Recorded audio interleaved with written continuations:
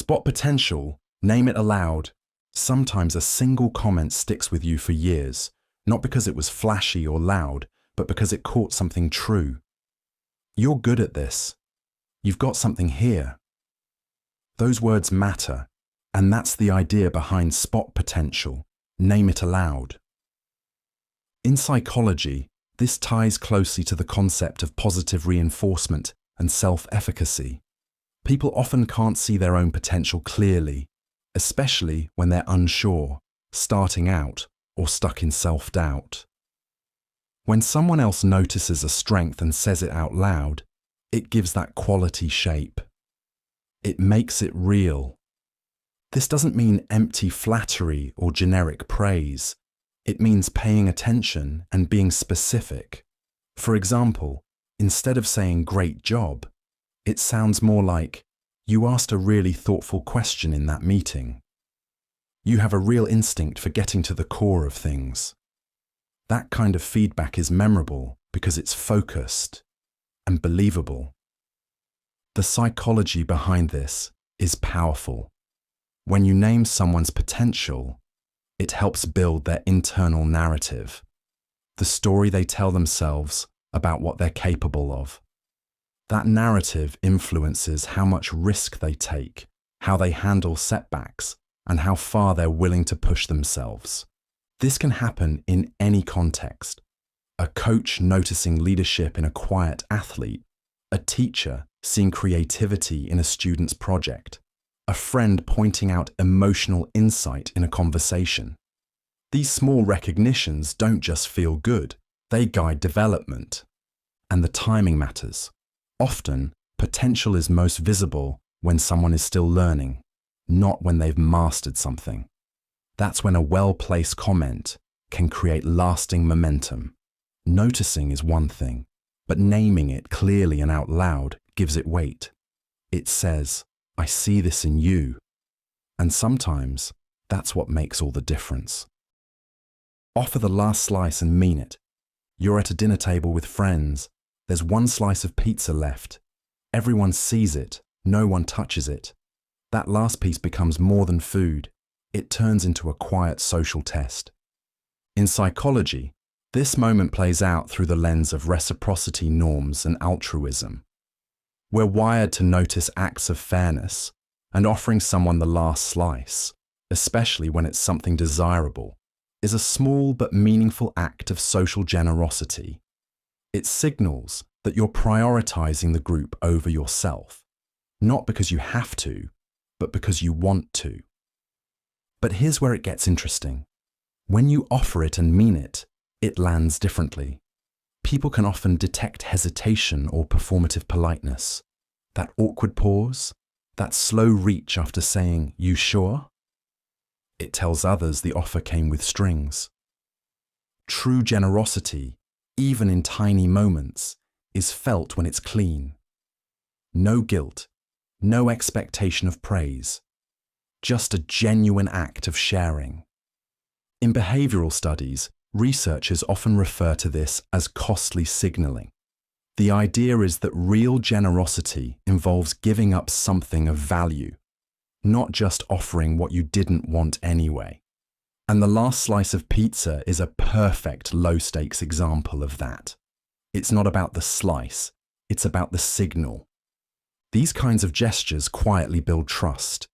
They teach people how you behave when no one's keeping score, and over time, they shape how you're remembered in a group. So when the last slice is sitting there and you say, "You can have it," if you really mean it, you're not just being nice. You're reinforcing the kind of culture people want to be part of. A culture of unspoken respect, shared space, and good faith. One small action that leaves a lasting impression. The most common unwritten rule of life is one most people quietly break is listening not to understand, but to respond. You've probably felt it. You're talking, explaining something real, and the other person is already forming their reply. Not out of malice, just habit. It's how most of us were taught to communicate, respond quickly, have a point, make it count. But the real power in a conversation isn't in having the next word. It's in giving someone the space to finish theirs. Listening to understand means dropping the need to be right or clever. It's about tuning in, not just to what's said, but how it's said. The pace, the tension, the pauses. That's where the meaning lives. Take a simple example. Someone says, "Work's been overwhelming lately." A response-driven habit kicks in. "Ugh, same here." The topic bounces back to you. But a more generous move would be to stay with them. "What's been going on?" That small difference shifts the whole tone, from competition to connection. Psychologically, this kind of listening creates safety. It lowers defenses. It builds trust. When someone truly feels heard, they don't need to raise their voice or repeat themselves. They relax. They open up. And they carry that moment with them. Because they weren't just answered. They were understood. Pass the praise and hold the fault. When something goes well, it's tempting to take the credit. When it goes wrong, the instinct is often the opposite. Point somewhere else.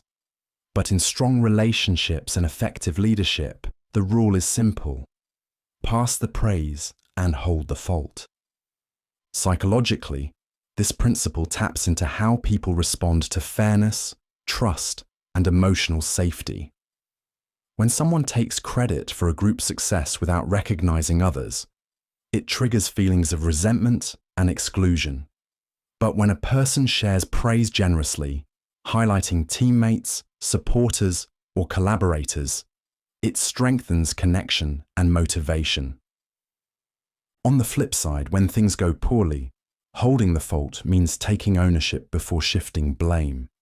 This reflects what psychologists call internal locus of control, the belief that you're responsible for your actions, even in difficult outcomes. It's not about absorbing blame for everything. It's about being accountable for your part, especially when others might be watching how you respond under pressure. For example, in a workplace setting, a manager who says, "The team did a fantastic job. This was their win," builds morale. If something falls short and they say, "That's on me. I should have caught it earlier," they build credibility. Over time, this balance creates a culture where people feel safe to contribute and honest about mistakes. This approach also works in friendships, families, and communities. Giving someone credit for their effort while taking responsibility for your own missteps models emotional maturity. It shows that praise isn't a competition and that accountability isn't weakness. In psychology, these behaviors promote trust and cooperation. People remember who gave them credit and who stood up when things went sideways. And those small decisions in everyday interactions are what shape how you're seen, not just as capable, but as someone worth following. Laugh at yourself before anyone else can. You trip over your own feet in front of a crowd. It's awkward. Everyone sees it. But then you say, "And that's why I never became a dancer." Suddenly people laugh with you, not at you. That's the psychology behind laugh at yourself before anyone else can. This idea taps into a concept called self-deprecating humor, and when used thoughtfully, it's a powerful social tool. In psychology, it helps reduce embarrassment and build connection. When you acknowledge your own missteps with a bit of lightness, you take away the sting and the target. It signals confidence, not insecurity. Here's how it works. When you laugh at yourself, you're showing others that you're not fragile. That moment of self-awareness lowers social tension. People no longer have to tiptoe around your mistake or worry about how you'll react. You've already taken the pressure off. This is especially useful in moments that feel publicly uncomfortable. Misspeaking during a presentation, spilling something in a meeting, or fumbling through an answer. Making a quick joke or acknowledging the moment with humor creates psychological safety for you and for the people watching. But there's a balance. The goal isn't to insult yourself or constantly downplay your abilities. It's to show that you can be human without being defensive. The laughter isn't about shrinking. It's about owning the moment before it owns you. Psychologically, it's an act of emotional agility. You're flipping potential shame into shared amusement. And in many cases, it's this kind of honest, light-hearted response that builds trust, diffuses judgment, and turns awkwardness into relatability. People don't remember perfection. They remember how you handled the stumble. Try to make win-win always. Most people enter disagreements thinking someone has to lose, that if one side gets more, the other gets less. But that assumption leaves something on the table, the chance to make it work for both sides. The idea of a win-win outcome isn't just business jargon. It's rooted in psychology and human behavior. It reflects a mindset that values cooperation over competition and long-term outcomes over short-term wins. At its core, it's about problem solving in a way that benefits everyone involved, rather than framing every situation as a contest. Let's take a simple example. Two roommates argue over who gets the larger bedroom. If one insists on winning, the other feels shortchanged. But what if they reframe the conversation? One takes the bigger room and pays slightly more rent, or the other chooses a better closet or workspace. It's not perfect symmetry, but both walk away feeling considered and respected. Psychologically, this approach taps into fairness, autonomy, and intrinsic motivation. People are more cooperative when they feel heard, more generous when they aren't being cornered. And win-win thinking tends to produce creative solutions, ideas that wouldn't emerge if the goal was just to outmaneuver the other person. It also builds trust over time.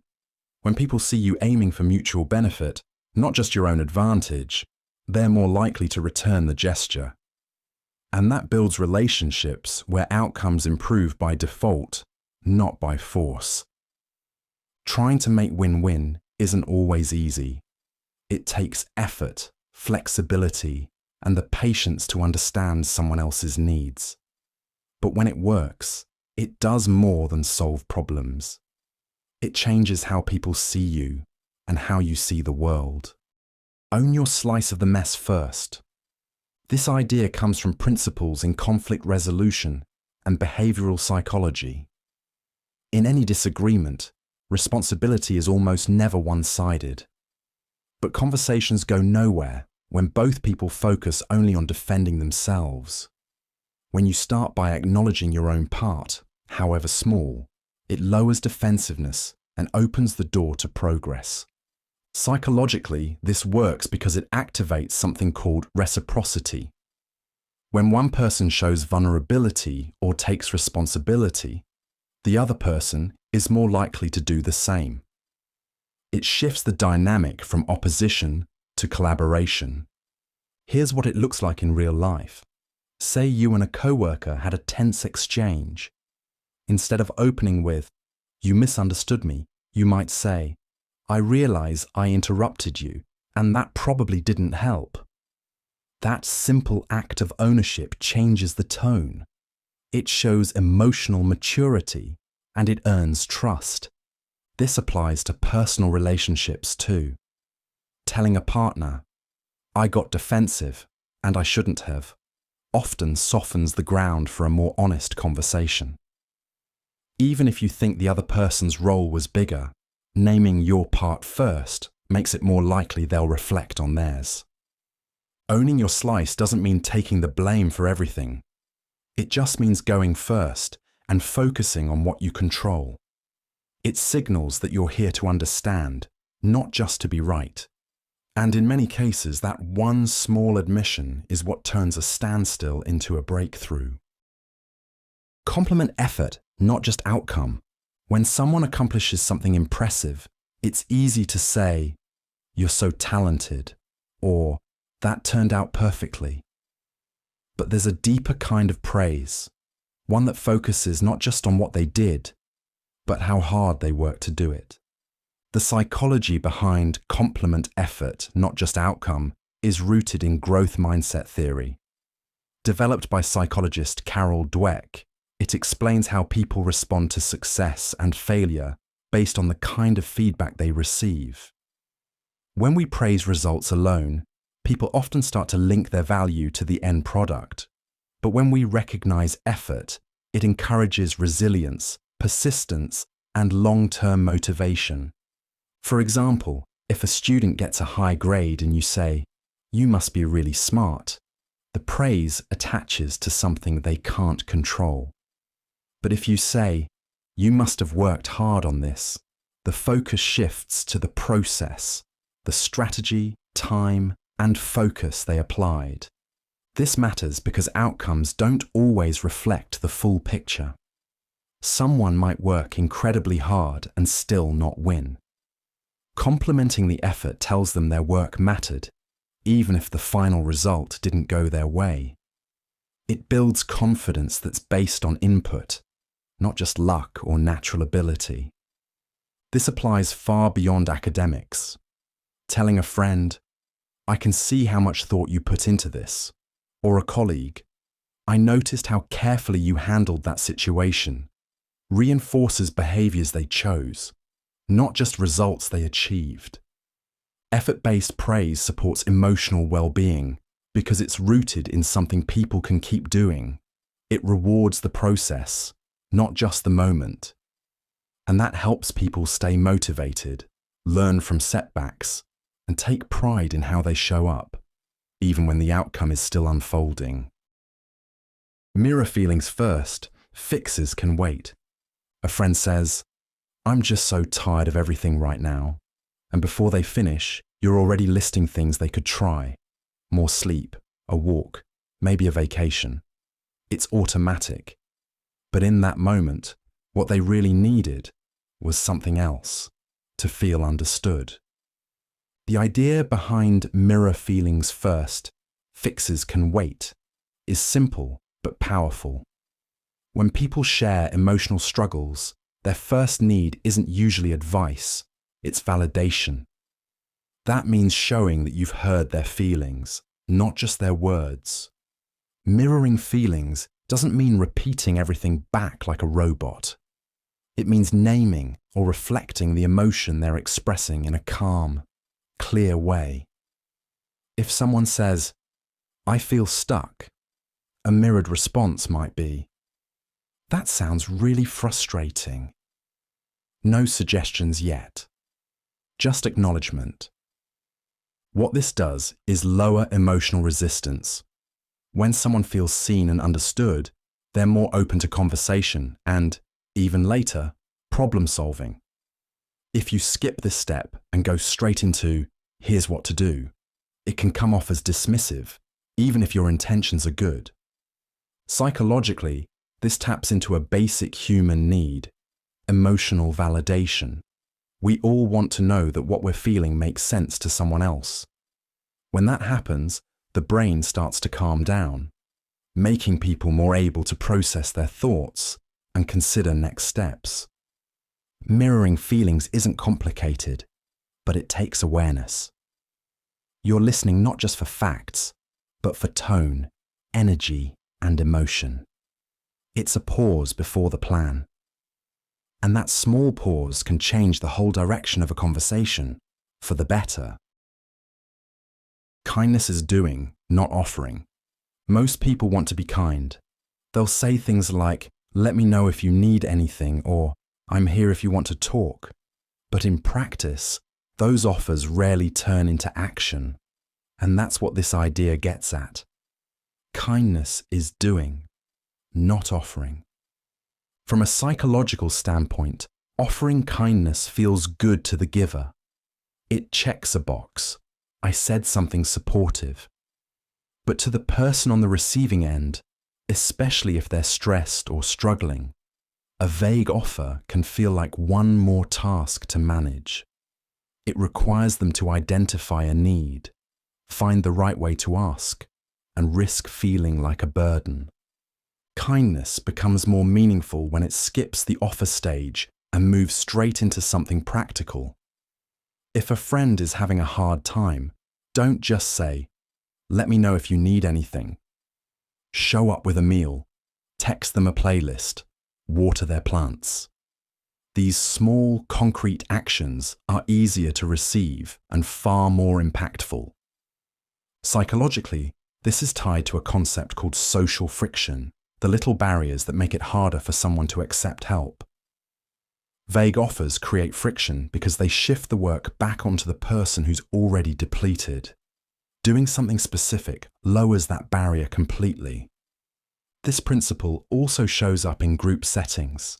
Saying someone should check in on them doesn't help as much as actually making the call. Words of support matter, but action delivers the real relief. Kindness that's visible, physical, and low pressure makes people feel genuinely cared for. And often, it's not the size of the gesture that matters. It's that someone noticed and acted without waiting to be asked. That's when kindness really lands. Coach in private, praise in public. Nobody likes to be called out in front of a group, even when the feedback is well-meaning. But almost everyone appreciates being recognized when others are watching. That's the psychology behind coach in private, praise in public. This idea is built on two core emotional needs: dignity and recognition. In psychology, criticism, no matter how constructive, can trigger a threat response when delivered in front of others. It feels exposing, even humiliating, because it activates concerns about social status and belonging. When coaching or correcting someone, doing it in private protects those emotional needs. It creates a space where the person can reflect, ask questions, and improve without feeling judged by a larger audience. Whether it's a manager giving feedback to an employee, a teacher guiding a student, or a friend pointing out a pattern, privacy allows for honesty without embarrassment. On the flip side, public praise builds morale. It reinforces behavior and shows others what's valued, all while giving the person a moment of visible appreciation. This kind of recognition strengthens trust, boosts motivation, and increases what psychologists call social reinforcement, when others notice and respond to positive behavior. Here's a simple example. A team member handles a client situation well. You could quietly thank them, or you could mention it during the next team meeting. That public moment not only reinforces their confidence, but also sets an example for others. Used together, these two habits, private coaching and public praise, create a balance of accountability and encouragement. They protect people's self-respect while reinforcing progress. And in any setting where people are learning, performing, or growing, that balance can turn average relationships into high-trust, high-functioning teams. Don't tease someone who's already shrinking. Some jokes land, others hit like a quiet slap. Teasing might seem harmless, just part of how people bond. But when someone's already feeling small, self-conscious, or unsure, that same joke can echo louder than intended. And instead of bringing connection, it creates distance. This idea, don't tease someone who's already shrinking, points to a basic truth of social dynamics. Context matters more than content. A comment that's funny in one setting can be painful in another, especially when it reinforces the very thing someone is trying to hide or recover from. Psychologically, people who feel insecure or exposed are already in a defensive mental state. Their stress response is subtly activated, and their internal voice is often running critical commentary.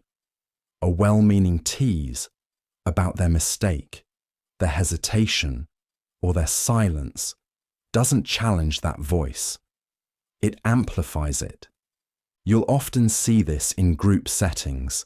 Someone stumbles through a story, and instead of support, They get a joke at their expense. Laughter follows, but their shoulders tighten. They shrink a little more. The group doesn't always notice, but they do. What makes teasing feel safe is reciprocity and emotional balance. When someone feels grounded and included, they can laugh at themselves because it doesn't feel like a threat. But when someone is already withdrawing socially, emotionally, or physically, a joke about them isn't banter, it's pressure. Psychological safety depends on knowing when to lean in and when to ease off, and noticing when someone is already pulling away is a sign of empathy, not oversensitivity, because the goal isn't to toughen them up. It's to make space where they don't have to be tough at all. Step aside without being asked. You don't need a sign to know when you're standing in the way. Whether it's at a subway exit, a store entrance, or just a crowded sidewalk, learning to step aside without being asked is one of the simplest forms of social intelligence. This behavior reflects what's known in psychology as prosocial behavior. Actions intended to benefit others, even in small, everyday ways. It's not about grand gestures. It's about recognizing shared space and adjusting yourself so that others can move more freely. It might seem minor, but the mental skill behind it is called situational awareness. Situational awareness means noticing what's happening around you, who's trying to pass, who looks rushed, or how much space you're taking up. When you move without being asked, you're not just being polite. You're reducing the mental load on others. They don't have to speak up, navigate around you, or feel uncomfortable. You've already solved the problem they were silently facing. This small move also activates something called reciprocal altruism. People who witness or benefit from these unnoticed kindnesses are more likely to pay it forward. One step aside can set off a chain of social cooperation. It's not about being overly self-conscious. It's about tuning into your environment and recognizing that everyone's trying to get somewhere. Social harmony often hinges on these unsaid, low-effort choices. Stepping aside isn't dramatic. It doesn't earn applause, but it creates ease, preserves flow, and shows you're aware of others. Something that makes public spaces feel just a bit more civil. Give presents, not just presents. Someone shows up with a perfectly wrapped gift, but as they hand it over, they're distracted, glancing at their phone, not quite listening. The gift might be appreciated, but what's missing is the thing that actually builds connection, their full attention. Give presents, not just presents, is about recognizing that attention is one of the most valuable forms of care. Psychologically, it signals validation. When someone puts down their devices, maintains eye contact, and responds thoughtfully, they're communicating, "You matter right now." It's easy to assume that gifts, objects, are the main currency of appreciation. And while they can be meaningful, research consistently shows that emotional attunement has a much deeper impact on relationship satisfaction. Presence communicates safety. It builds trust, and it allows people to feel truly seen. In everyday life, this might look like turning off notifications during dinner, not multitasking while someone shares something important, or simply staying with a conversation instead of mentally rehearsing your next reply. These small acts, though invisible, create emotional warmth that's hard to replicate with material items. Presence also has psychological effects for the giver. When you're fully engaged, your own stress levels drop, your empathy strengthens, and your sense of connection grows. Giving attention isn't just kind, it's regulating. That's why moments of true presence often stay with us longer than any physical gift. A memory of someone listening without judgment. A quiet afternoon where time didn't feel rushed. These experiences aren't just felt, they're stored. And long after the gift is forgotten, the presence remains. Rest is a strategy, not a reward. Most people treat rest like a reward, something you earn only after the work is done. But in psychology, rest isn't a luxury or a break from productivity. Rest is a strategy. This idea is based on how the brain and body handle sustained effort. When we work non-stop, especially under pressure, our focus, decision-making, and creativity all start to decline. That's because mental energy, like physical energy, isn't infinite. Cognitive fatigue sets in when we push too long without a pause, leading to mistakes, slower thinking, and burnout. In psychological research, short breaks, especially when taken before exhaustion hits, are shown to boost performance. Whether it's a few minutes away from your screen, a walk between meetings, or a full day off, rest improves the brain's ability to reset and refocus. This applies across environments. Athletes build rest into their training to recover and perform better. Musicians and surgeons use structured pauses to maintain precision. Yet in many work cultures, rest is still viewed as laziness or something to justify. Reframing rest as part of the process changes how we plan. It means putting recovery time into the schedule, not just filling every hour with effort. It's not about doing less, it's about doing smarter. A rested mind makes better decisions. It's more creative, more emotionally regulated, and more resilient. Rest also plays a key role in long-term motivation. When people treat it like fuel instead of a prize, they're more consistent over time. They don't wait until they've burned out to recharge. They build in recovery before they hit empty. In psychology and performance science alike, rest isn't what happens after the work is done. It's what makes the work possible. It's not the pause at the end. It's part of the system from the start. Celebrate micro wins, they fuel macro ones. Finishing the first paragraph of a long report, saying no when you usually say yes, getting out of bed on a hard day. These are small wins, but psychologically, they're not small at all. In psychology, momentum matters. The concept behind celebrating micro wins is that recognizing progress, even in its tiniest form, can significantly impact motivation, confidence, and emotional resilience. It's called the progress principle. Studies show that people feel most motivated when they sense forward motion, not necessarily completion. It's not the final goal that drives daily effort. It's the visible proof that you're inching closer to it. When we acknowledge these little steps, writing one sentence, completing a short workout, or even just hitting send on a tough email, we train the brain to associate effort with accomplishment.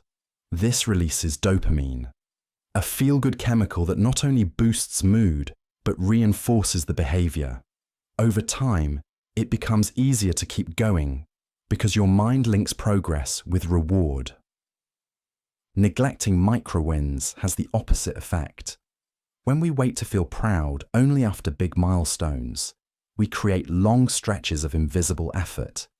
It becomes easy to feel like we're going nowhere, even when we're quietly building something meaningful. That's why some of the most successful systems, from fitness apps to project trackers, are built around celebrating tiny achievements. It keeps people engaged, especially through moments when the end still feels far off. Progress isn't just about results, it's about reinforcement.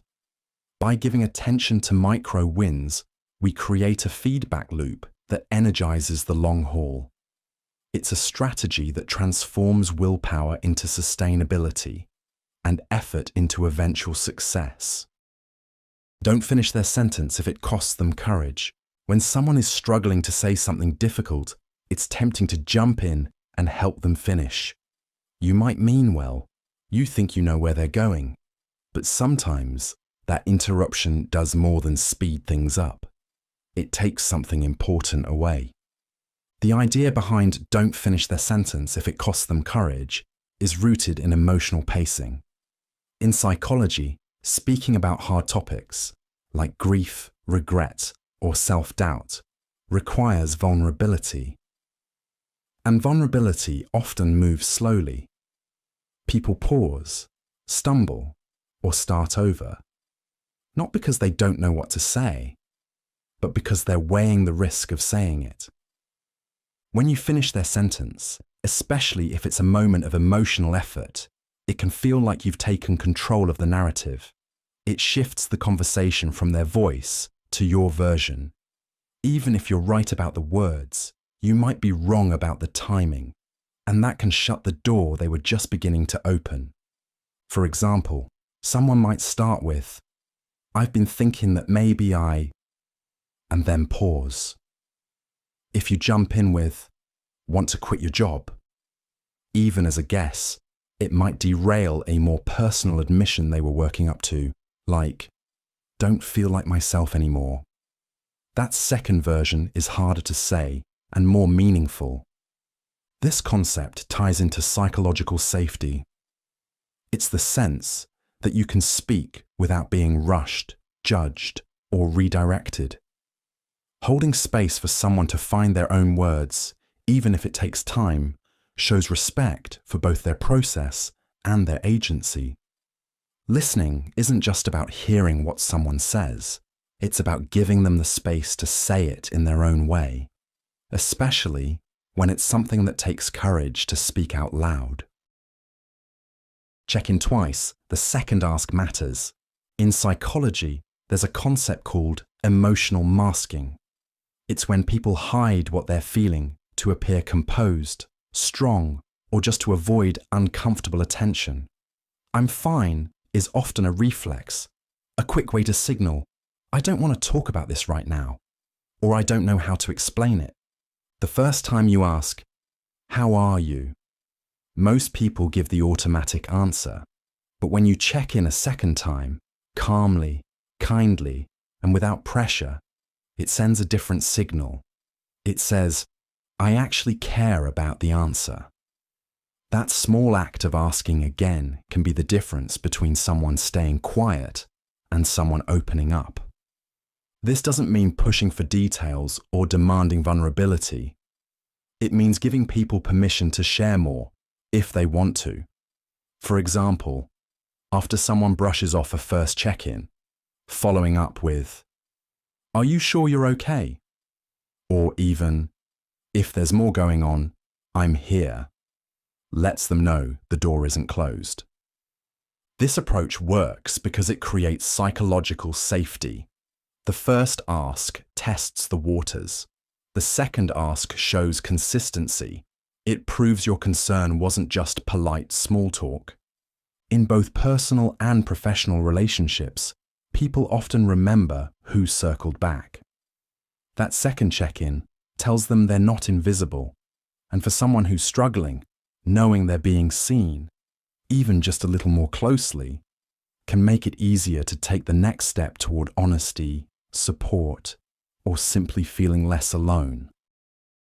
Share clouds as often as sunshine. When something good happens, it's easy to share. A new job, a funny story, a vacation photo, it all flows naturally. But when things feel heavy or uncertain, most people hesitate. They keep it in, not wanting to bring others down. That's where this idea comes in. Share clouds as often as sunshine. In psychology, this connects to emotional openness and authentic self-disclosure. The ability to share a full range of feelings, not just the positive ones. Many people filter what they share, thinking only good news is acceptable in conversation. But that pattern creates emotional gaps. It can leave people feeling isolated, even when they're surrounded by others. When someone only sees the highlight reel, it sets an unspoken expectation that they should do the same. This limits real connection. In contrast, when people share what's hard, stress at work, self-doubt, or just a rough day, It creates space for more honest relationships. It doesn't mean oversharing or turning every conversation into a therapy session. It means allowing yourself to say, actually, today's been kind of tough, and trusting that it's okay to be heard without a solution. That kind of small honesty makes it easier for others to do the same. Psychologically, this also models emotional safety. It shows that all feelings, positive and negative, are valid in a shared space. Over time, it helps reduce stigma around expressing vulnerability and builds deeper trust within personal and social circles. Real support works both ways. If we only share joy, we limit how supported we can feel when things are hard. Sharing the clouds doesn't take away the sunshine. It just makes the full picture more real, and that's where connection starts to grow. Prioritize presence over ping. You're in the middle of a conversation and your phone lights up. Just a quick glance. Nothing urgent, but somehow the moment has already shifted. This is what psychologists call attention residue, when a part of your focus remains stuck in the last thing you saw or heard, even after you've returned to the conversation. The brain tries to multitask, but it doesn't do it well. Instead, it switches rapidly, losing depth in both places. Prioritize presence over pings means choosing to be where you are, not just physically, but mentally. It's about resisting the tiny alerts, buzzes, and background distractions that pull you away from the people in front of you. In an age where everything competes for attention, notifications, news feeds, group chats, being fully present has become rare. But it matters more than ever. Studies show that people feel more valued and connected when someone listens with their full attention. No glances at screens, no distracted nodding. Presence builds trust. It tells the other person, you matter enough for me to pause everything else. That doesn't mean ignoring responsibilities or never checking your phone. It means being intentional. If you're with someone, silence the pings. If you're working, set blocks of focused time. If you're alone, let your mind wander without filling every gap. Because presence isn't just a courtesy, it's a cognitive choice, one that deepens connection, improves memory, and reduces stress. In a world designed to distract, choosing focus is a quiet form of rebellion. It says, this moment deserves my full self, not the fragmented version, not the half-here kind, but the one that notices, listens, and stays. Let one car in. Civilization survives another day. You're crawling through bumper-to-bumper traffic, late for something, tension building. Then, someone signals to merge. You hesitate. Do you let them in or tighten the gap? It's a tiny moment, but in psychology, this kind of decision carries surprising weight. Let one car in. Civilization survives another day. It's a funny way to say something serious. Small acts of cooperation keep social order intact. This idea ties into what psychologists call pro-social behavior, choices made to benefit others, often with no direct payoff. When you let a car in, you're not earning money or gaining status, but you're reinforcing a culture of trust. And in crowded cities or stressful commutes, that trust is easy to erode and hard to rebuild. Psychologically, letting someone in activates empathy-based decision-making. It signals that you recognize another person's presence and need, even if it mildly inconveniences you. This kind of action taps into what social scientists call reciprocity norms, the expectation that kindness will eventually be returned, even if not immediately. Interestingly, studies show that witnessing or performing small pro-social acts can lower stress. It gives the brain a sense of control and meaning. And when people observe others being courteous, like yielding a lane, they're more likely to do the same. It becomes self-reinforcing, This applies far beyond traffic, holding a door, letting someone speak, giving space on a crowded sidewalk. These aren't just manners, they're micro-investments in shared dignity, and each one nudges our environment a little closer to civility. So while letting one car in might seem trivial, psychology sees it as part of a bigger picture, a quiet reminder that how we act in small moments shapes the kind of world we're building, one merge at a time. Voice notes beat texts for complex tone. A simple "sure" in a text can mean 10 different things: excitement, sarcasm, resentment, indifference. The words don't change, but the tone does everything. That's where voice notes come in. When a message is emotionally layered or context sensitive, tone becomes essential. And text, as convenient as it is, strips away most of that nuance. Psychologists call it paralinguistic communication, the pitch, pace, volume, and rhythm that add meaning to what we say. These subtle vocal cues are lost when we reduce complex emotions to flat characters on a screen. That's why something intended as playful might come off as cold, or a message meant to reassure could feel abrupt. Voice notes restore that missing layer. They let warmth come through, or softness, or seriousness, the sigh before a sentence, the pause after a difficult word. All of it shapes how the message lands, especially in moments of tension, vulnerability, or ambiguity. Hearing someone's actual voice can prevent misunderstandings before they spiral. It signals effort, care, and presence. It says, "This moment matters enough to speak out loud." Of course, not every message needs one. But when the content is complex, when emotions are mixed or timing is delicate, voice can do what text can't. It creates connection, even from a distance. In digital communication, clarity isn't just about choosing the right words. It's about delivering the right feeling. And when the stakes are high or the meaning is layered, your voice is often the better vehicle. It carries not just information, but intention. And in psychology, that's what makes all the difference. Learn the lesson before labeling the day bad. Some days just don't go your way. You spill coffee, miss a deadline, argue with someone you care about, and by noon you've already decided, this is a bad day. But psychology suggests a more useful habit. Learn the lesson before labeling the day bad. This idea connects to how the brain processes experience. When something negative happens, we tend to apply a sweeping judgment. It's called cognitive filtering, focusing on what went wrong and using it to define the entire day. But this pattern can lead to unnecessary stress, pessimism, and even burnout.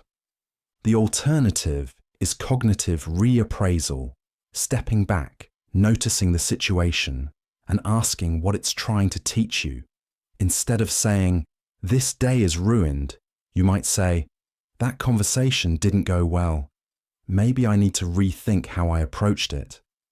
The focus shifts from labeling the day to extracting insight from it. Here's how it works in practice. You mess up a presentation at work. Rather than letting it ruin your mood for hours, you pause and ask what could help next time. Prepping earlier, slowing down, or clarifying your message.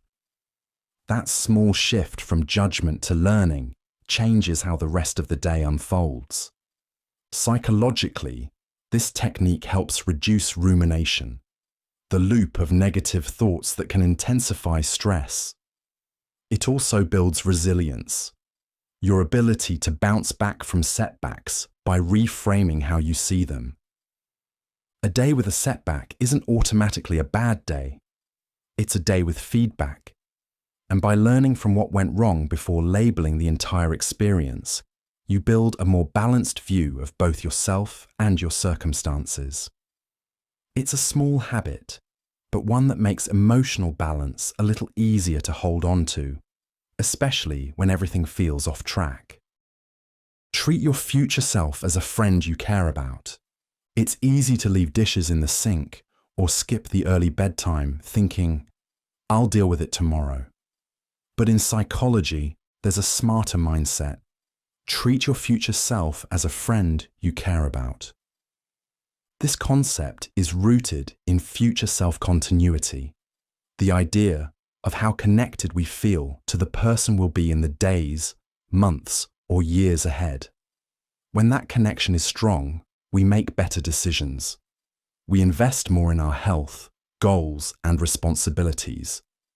Not out of guilt, but out of consideration. Imagine a close friend was going to inherit your current situation tomorrow. Your to-do list, your mess, your commitments. You'd probably want to make it a little easier for them. That's the principle here. Act with the same care toward your future self. Psychologically, people who view their future self as someone else tend to procrastinate more and make short-term choices that lead to long-term stress. But when you see that future version of yourself as real and worth helping, your behavior changes. You take 5 extra minutes to prep for the morning. You stretch, hydrate, and rest. Not because it's urgent now, but because you know someone. You will appreciate it later. This mindset can also reduce regret. It bridges the gap between impulse and intention. It reminds us that long-term well-being isn't built in dramatic gestures. It's built in small, consistent acts of kindness toward the person you'll be tomorrow.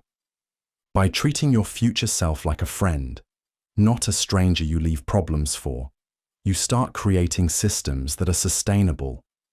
That shift in perspective, though simple, rewires how we think about effort, time, and self-care.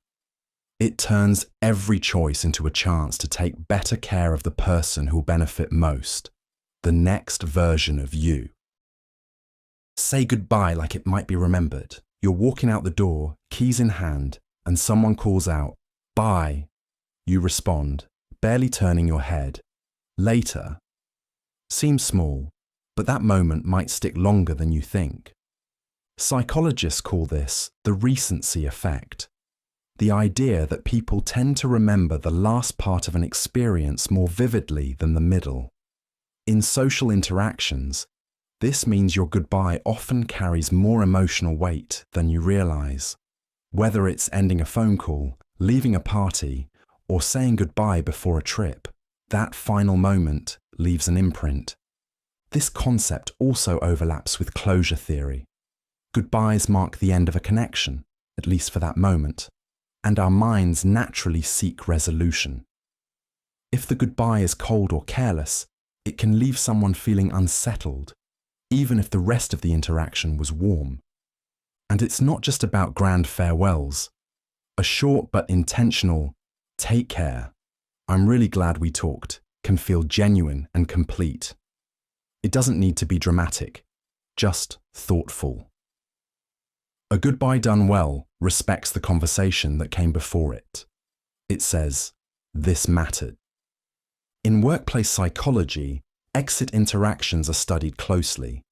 Leaders who thank people for their effort, even when they're leaving a company, are remembered more positively, and those partings often set the tone for long-term professional relationships. The bottom line? Whether it's a 5-minute chat or a long visit, the final words you choose matter. They help shape how the whole exchange is remembered. A little warmth at the end can elevate everything that came before it. So when it's time to leave, don't just exit. Land the goodbye. Make it intentional, because sometimes the last thing you say becomes the thing they remember longest. Apologize without a paragraph. When you've hurt someone, whether it was a misstep, a sharp word, or something you didn't mean, your instinct might be to explain, to go into detail, to clarify everything. But often, the longer the apology, the harder it is to hear. Apologize without a paragraph is about keeping the focus on accountability, not justification. In psychology, apologies are most effective when they validate the other person's experience and acknowledge harm. The moment you start adding reasons, backstory, or disclaimers, the apology starts sounding like a defense. A simple, "I'm sorry I hurt you, that wasn't okay," goes a lot further than, "I'm sorry, but I was tired, and you caught me at a bad time, and I didn't mean it the way it sounded." The second version feels more like an explanation than an apology, and it subtly shifts the spotlight away from the person who was hurt. That doesn't mean context isn't important, it just doesn't belong in the opening move. Leading with a clean, direct apology communicates that you're not trying to soften the impact or dodge responsibility. This also applies in everyday situations. If you're late to a meeting, saying, "Sorry I kept you waiting," is clearer and more respectful than launching into traffic details or your morning routine. It shows you're tuned in to the effect, not just the cause. Psychologically, short and sincere apologies are easier to trust. They allow space for the other person to respond, rather than making them sit through your reasoning. And most of the time, people aren't asking for a full explanation. They just want to know that you get it, and that you care enough to own it. That's what makes the difference. If it's not yours, don't take it. If it's private, don't share it. You see a phone left behind on a table, or you hear a private story shared in a moment of trust. In both cases, you have a choice. Psychology tells us these are more than moral decisions. They're reflections of how we understand boundaries, identity, and respect. The idea is simple. If it's not yours, don't take it. If it's private, don't share it. But the psychology behind it runs deep. At its core is the concept of ownership psychology, the mental and emotional framework we use to determine what belongs to us and what doesn't. This includes physical items, but also ideas, stories, emotions, and even reputations. When someone shares something personal, they're making themselves vulnerable. That act builds psychological trust, which forms the basis of close relationships. Breaking that trust by sharing something without permission can trigger feelings of betrayal. It's not just about gossip, it's about violating someone's sense of control over their identity. The same logic applies to tangible things. Taking something that's not yours, even if it seems small, can harm another person's sense of psychological security, the feeling that their space, belongings, or boundaries are safe. Research shows that these kinds of violations, whether emotional or material, can lead to long-term rifts in both professional and personal relationships. There's also the matter of self-concept. When people act with integrity in unseen moments, choosing not to take what isn't theirs or to protect what isn't theirs to share, they reinforce their internal values. Over time, those choices build a stronger, more consistent identity. Respect isn't just about big gestures. It shows up in small, everyday moments, especially when there's no one around to enforce it. Keep your humor fresh. There's a reason the same joke gets a laugh once, and an eye roll the third time. Humor relies on surprise, and repetition kills surprise. In psychology, this is tied to what's called habituation, the brain's tendency to stop reacting to things it's seen before. A fresh joke activates attention and reward systems. A stale one? It gets filtered out like background noise. That's not just about punchlines. It applies to tone, timing, and even self-deprecating bits we fall back on. When people use the same lines over and over, at work, in conversations, or online, it can feel safe, predictable. But it also risks becoming a performance that disconnects instead of connecting. Because people don't just laugh at jokes. They respond to novelty, presence, and relevance. Fresh humor isn't about being clever all the time. It's about noticing. What's happening right now in this moment? What small absurdity just happened that only we noticed together? That's where humor lands best, when it's alive. Think of it like improv, not stand-up. You're not reciting something polished. You're responding to the room, the energy, the weirdness of reality. That's why the same friend can make you laugh in a dozen different ways, because they're in the moment with you, not recycling the greatest hits. So when humor feels tired or automatic, it might be a sign to update your lens. What used to work might not anymore, and that's okay. Humor evolves with you. Keeping it fresh isn't just about being funny. It's about being real, being attentive, and choosing connection over routine. Use emoji to soften, not to dodge clarity. You've probably seen this before, a message that says, "Let's talk," and another that says, "Let's talk," smiling face emoji. Same words, different feel. That's the quiet power of emoji. Not just decorative, they're emotional signals. And when used well, they can soften tone, reduce friction, and add clarity to flat text.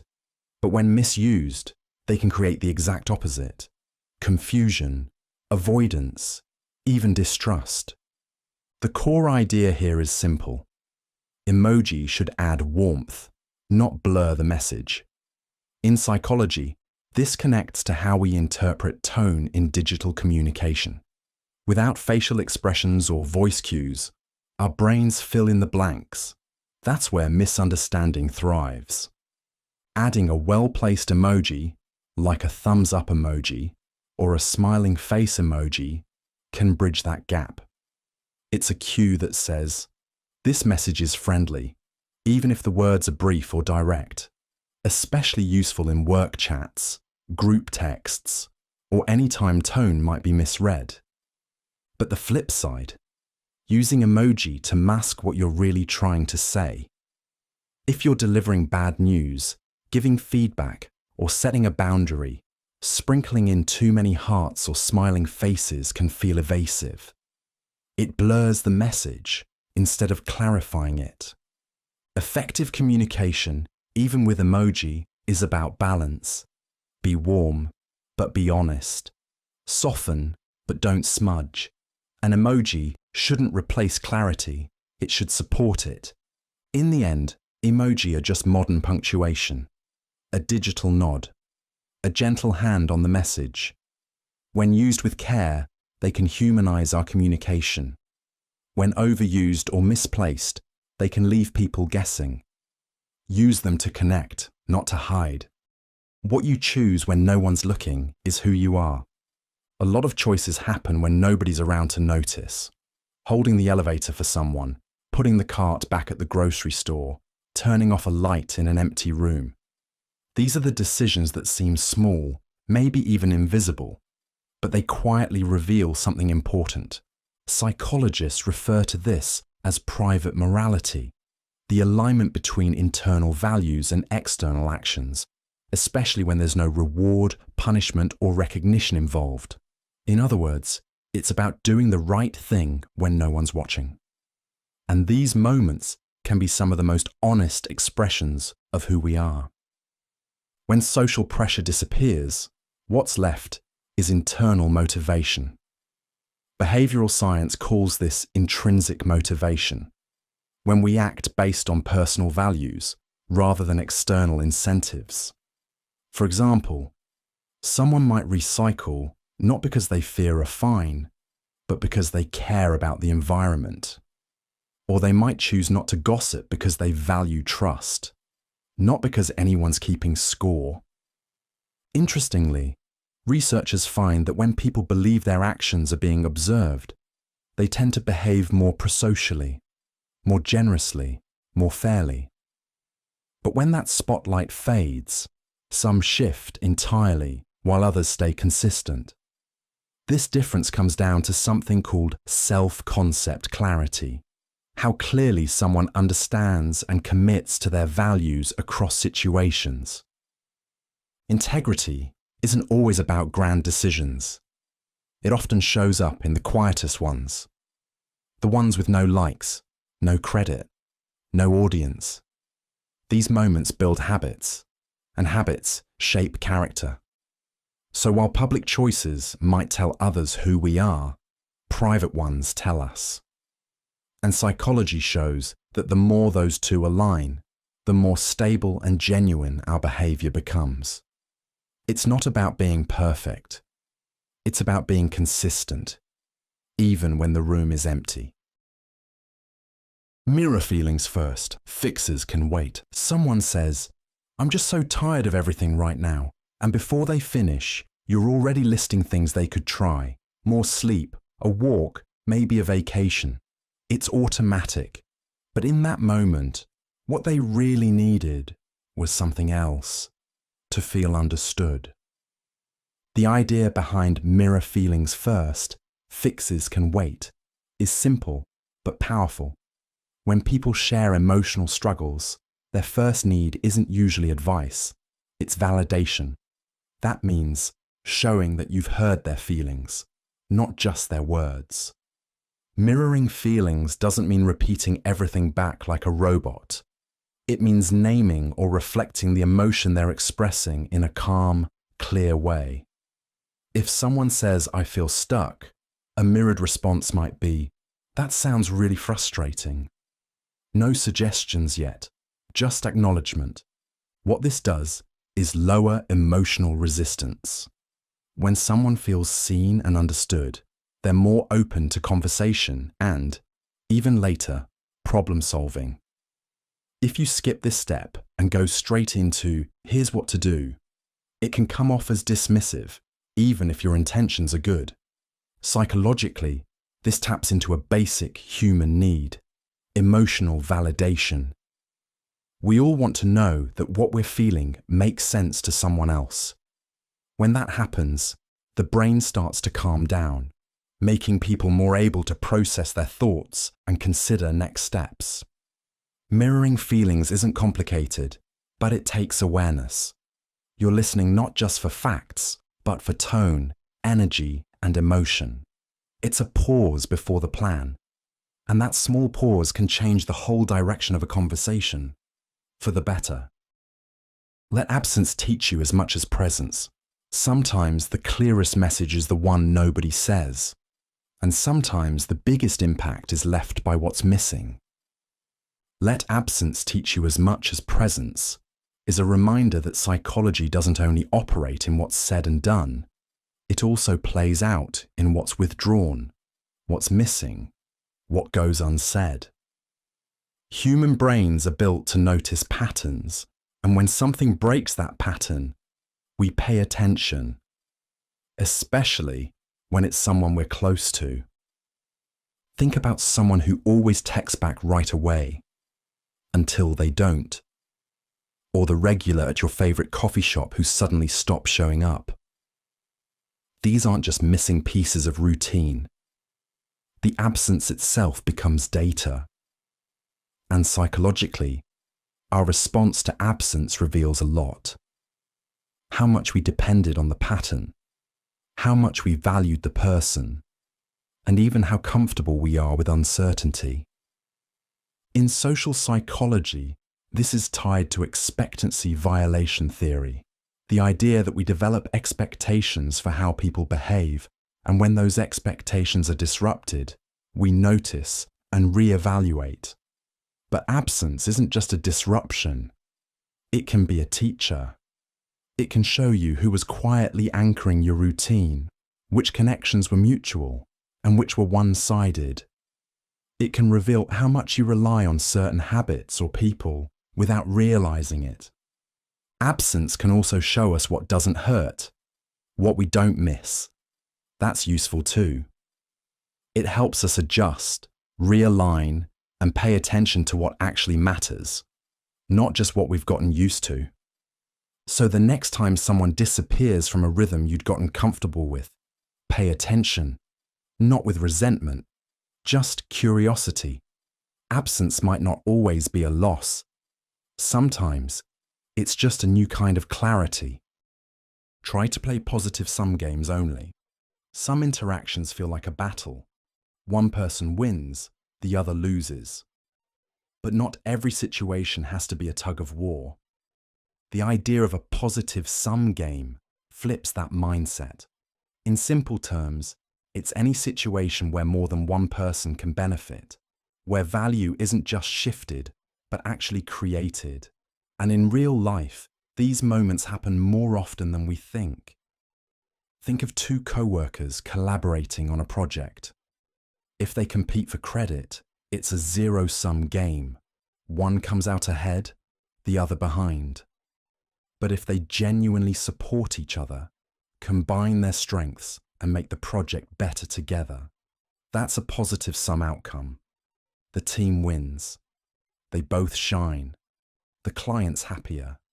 No one had to lose for the other to succeed. This isn't just workplace logic. It applies to friendships, negotiations, communities. Positive sum thinking means shifting from "what can I get" to "what can we grow?" That change rewires how we approach problems, how we listen, how we invest in others. It trains us to look for alignment instead of leverage. Psychologically, people thrive in environments where mutual gain is possible. Trust increases. Creativity flows more freely. And cooperation isn't just about being nice. It becomes the most rational strategy. People begin to see that building something together beats winning something alone. It's not always possible. There are still moments that require firm boundaries or personal wins. But when you can, and especially when it's not obvious, choosing the positive sum approach often leads to more than expected, for everyone involved. Humor that lands on you first never hurts others. You trip over your own feet in front of a crowd. It's awkward. Everyone sees it.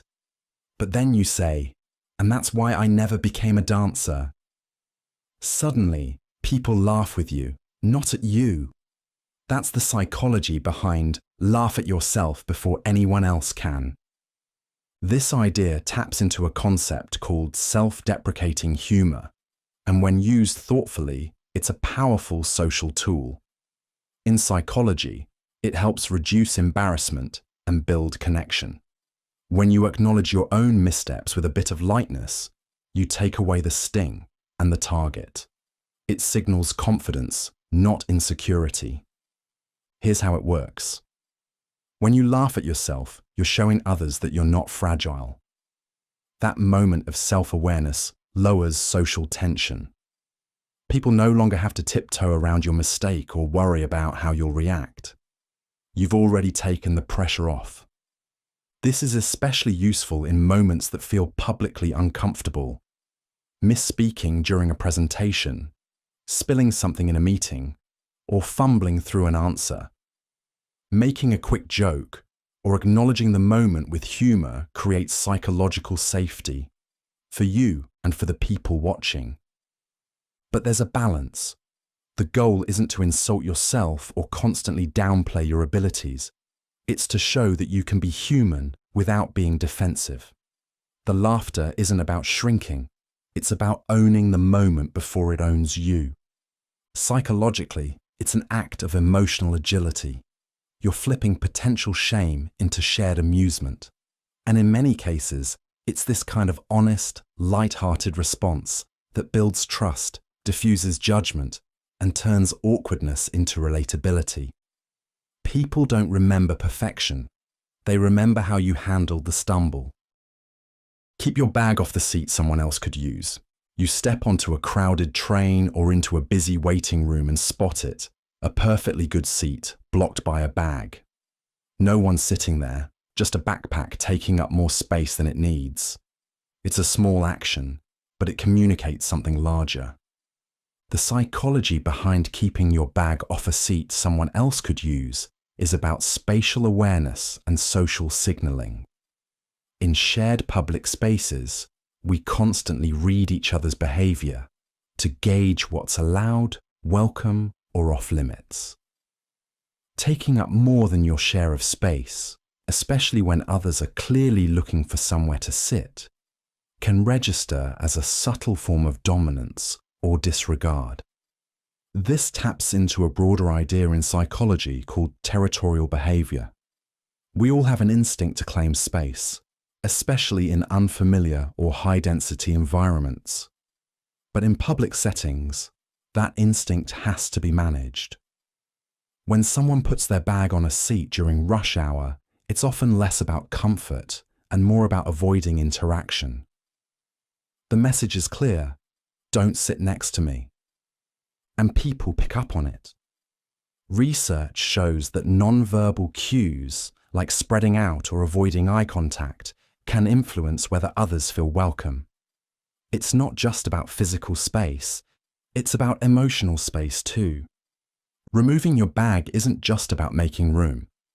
It's a signal of consideration. It says, I see you, and I recognize that this space doesn't belong to me alone. It creates a sense of inclusion without needing to say a word.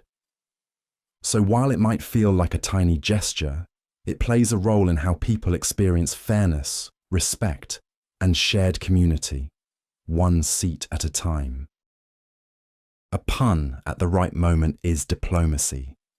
Tensions rise in a meeting, deadlines are tight, egos are louder than usual, and the room feels like it could crack. Then someone says, deadpan, let's not make a mountain out of a spreadsheet. The room breaks into a light laugh. Not because the joke is brilliant, but because it's perfectly timed. That's the psychology of a well-placed pun. At its core, humor, especially light wordplay, can act as a pressure valve. When conflict builds or discomfort lingers, a pun doesn't just entertain, it diffuses. In psychology, this is sometimes called affiliative humor. Humor that builds connection without targeting anyone. It signals safety, emotional intelligence, and most importantly, perspective. We often think of diplomacy as formal and careful, but the softest forms are often the most effective. A timely pun can say, "We're still human here," without directly challenging anyone's position. It resets the emotional tone. The brain responds to puns in a curious way. They create a brief mismatch in expectations, then resolve it through clever recognition. This minor disruption, followed by clarity, triggers a small release of dopamine, which improves mood and can even reduce defensiveness. But timing matters. A pun too early can seem dismissive, too late, and it misses the window. But when dropped in the right moment, especially in high-stress or socially delicate situations, it becomes more than a joke. It becomes a tool, a social bridge, a diplomatic nudge that invites everyone to loosen up and re-engage. Because sometimes, keeping things from boiling over isn't about saying the perfect serious thing. It's about reminding the room it's okay to breathe. Confidence is comfort with imperfection. You'd think confidence comes from being flawless, perfect speech, perfect answers, perfect timing. But real confidence doesn't come from getting everything right. It comes from being okay when you don't. Confidence is comfort with imperfection, is about psychological flexibility. The ability to stay grounded and self-assured, even when things go a little sideways. In everyday life, people who seem confident aren't necessarily more skilled. They're just less rattled by mistakes. This shows up in all kinds of settings. A speaker stumbles over a word, smiles, and keeps going. A manager admits when they don't know something without losing authority. These moments aren't polished, but they're powerful because they show calm under pressure. In psychology, this links to self-efficacy, or the belief in your ability to handle challenges. Confident people don't expect perfection. They trust that they can adapt, recover, and still be effective, even with flaws. And that mindset changes how others perceive them. Someone who can laugh off a small misstep or correct an error without flinching often feels more trustworthy than someone who gets defensive or tries to hide it. This also affects how people take risks. When you're not afraid of imperfection, you're more willing to try new things, speak up, and keep learning. Because failure doesn't feel like a threat to your worth. It's just part of the process. Culturally, confidence is often mistaken for loudness or certainty. But in practice, it's usually quiet. It looks like being relaxed while learning, open when unsure, and calm when criticized. It's not about being bulletproof. It's about being real and still moving forward anyway. And that kind of confidence tends to last longer because it doesn't depend on perfect conditions. It builds strength through the cracks. Representation is invitation. Widen the lens. Who's in the picture tells you who's meant to be in the room. Representation isn't just about visibility. It's about psychological safety. When people see someone who looks like them, sounds like them, or comes from a similar background in roles of influence or respect, it sends a message. You belong here too. In psychology, this is tied to social identity theory, which highlights how our sense of self is shaped by the groups we see ourselves reflected in. If those mirrors are missing, it becomes harder to imagine your place in the story. It's why kids light up when they see a teacher who shares their heritage. It's why workplace diversity isn't just a checkbox. It's a signal that opportunity isn't limited by background. Representation also affects performance. Research has shown that when people feel underrepresented, especially in high-stakes environments, they may experience stereotype threat, a psychological pressure that can actually lower outcomes simply because they feel out of place. But when the environment reflects a wide range of identities, that pressure eases, focus improves, confidence grows. Widening the lens doesn't mean tokenism. It means designing systems, stories, and spaces that mirror the full range of human experience, not just the most common or comfortable ones. Whether that's on stage, in leadership, or on the page, inclusion isn't passive, it's built. Every time we choose who to feature in an ad, a film, a panel, or a curriculum, we're not just representing reality, we're shaping it. And when the lens includes more, the invitation reaches further. Don't meet someone's softness with structure. Someone opens up, hesitant, maybe a little vulnerable, and the reply comes back like a checklist. Have you tried? Here's what you should do. This is what happens when softness is met with structure. The intention might be good. Offer help, provide clarity, solve the problem. But in moments of emotional openness, structure often feels like a shutdown. It swaps connection for control, presence for planning. When someone shares something personal, a fear, a hope, even a passing frustration, they're often not looking for a fix. They're testing the water. Do I feel safe? Can I trust this moment? Offering structure too quickly, like a solution or analysis, can feel like closing the door they just worked up the courage to open. Psychologically, this is about emotional attunement, the ability to read what someone actually needs beneath their words.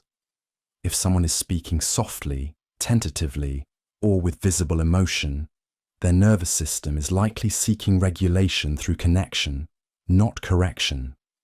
Matching that energy with warmth, quiet support, or even just attentive listening helps build trust.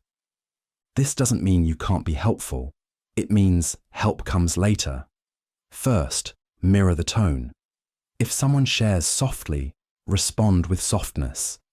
If they offer vulnerability, hold it gently, not with an action plan, but with understanding. We tend to default to what we're good at.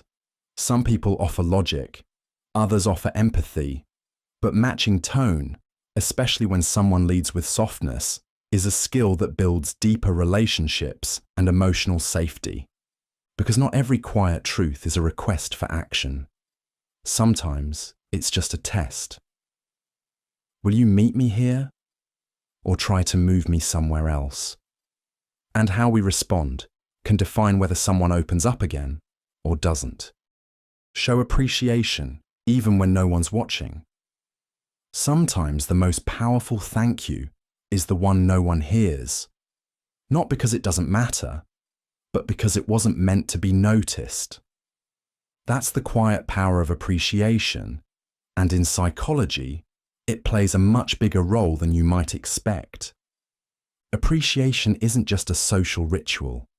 It's tied to a psychological mechanism called reinforcement.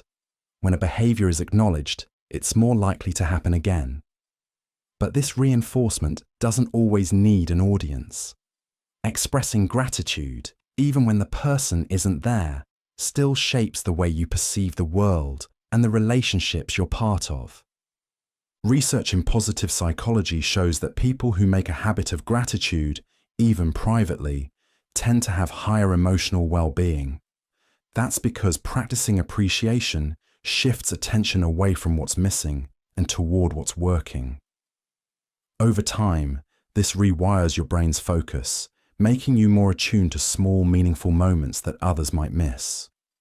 But appreciation also strengthens connection.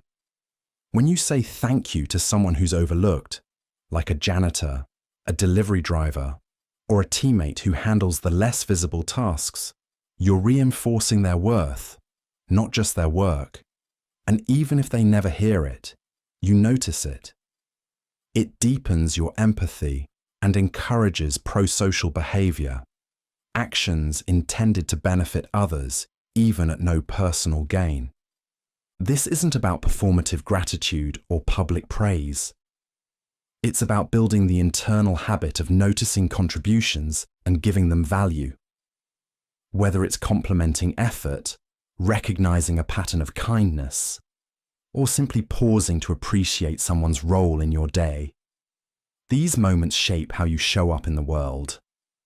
Psychologically speaking, appreciation doesn't have to be loud.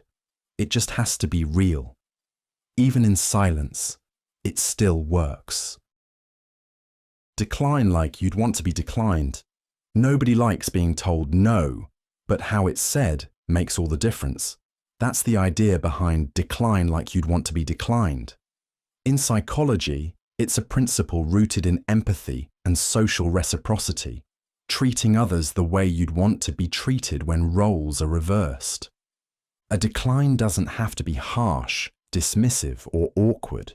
In fact, a thoughtful no can actually strengthen trust because it shows honesty with care. It's not just about saying no, it's about how you say it. When someone asks for help, time, or inclusion and you can't say yes, the delivery matters. A vague or abrupt "I can't" can feel like rejection of the person, not just the request. But a response like, "I really appreciate you thinking of me. Right now I can't commit, but I'd love to be involved another time," delivers the same message with clarity and respect. This applies across situations, work, friendships, invitations. Declining with warmth and specificity shows that you're not avoiding the person, just the task or timing. Psychologically, this helps preserve relational trust, the sense that even when boundaries are drawn, the connection still matters. And it works in reverse too. When you decline kindly, you model how you'd want someone to respond to your own requests. This sets a tone for mutual understanding in future interactions. From a behavioral perspective, practicing thoughtful declines also helps reduce people-pleasing patterns. It proves that boundaries don't have to be cold or guilt-ridden. They can be clear and compassionate. Ultimately, saying no is part of life. But when done with empathy and respect, it it becomes more than a refusal. It becomes a message of mutual dignity. And that's something people remember far more than the no itself. Decline like you'd want to be declined. Nobody likes being told no, but how it's said makes all the difference. That's the idea behind decline like you'd want to be declined. In psychology, it's a principle rooted in empathy and social reciprocity, treating others the way you'd want to be treated when roles are reversed. A decline doesn't have to be harsh, dismissive, or awkward. In fact, a thoughtful no can actually strengthen trust because it shows honesty with care. It's not just about saying no, it's about how you say it. When someone asks for help, time, or inclusion, and you can't say yes, the delivery matters.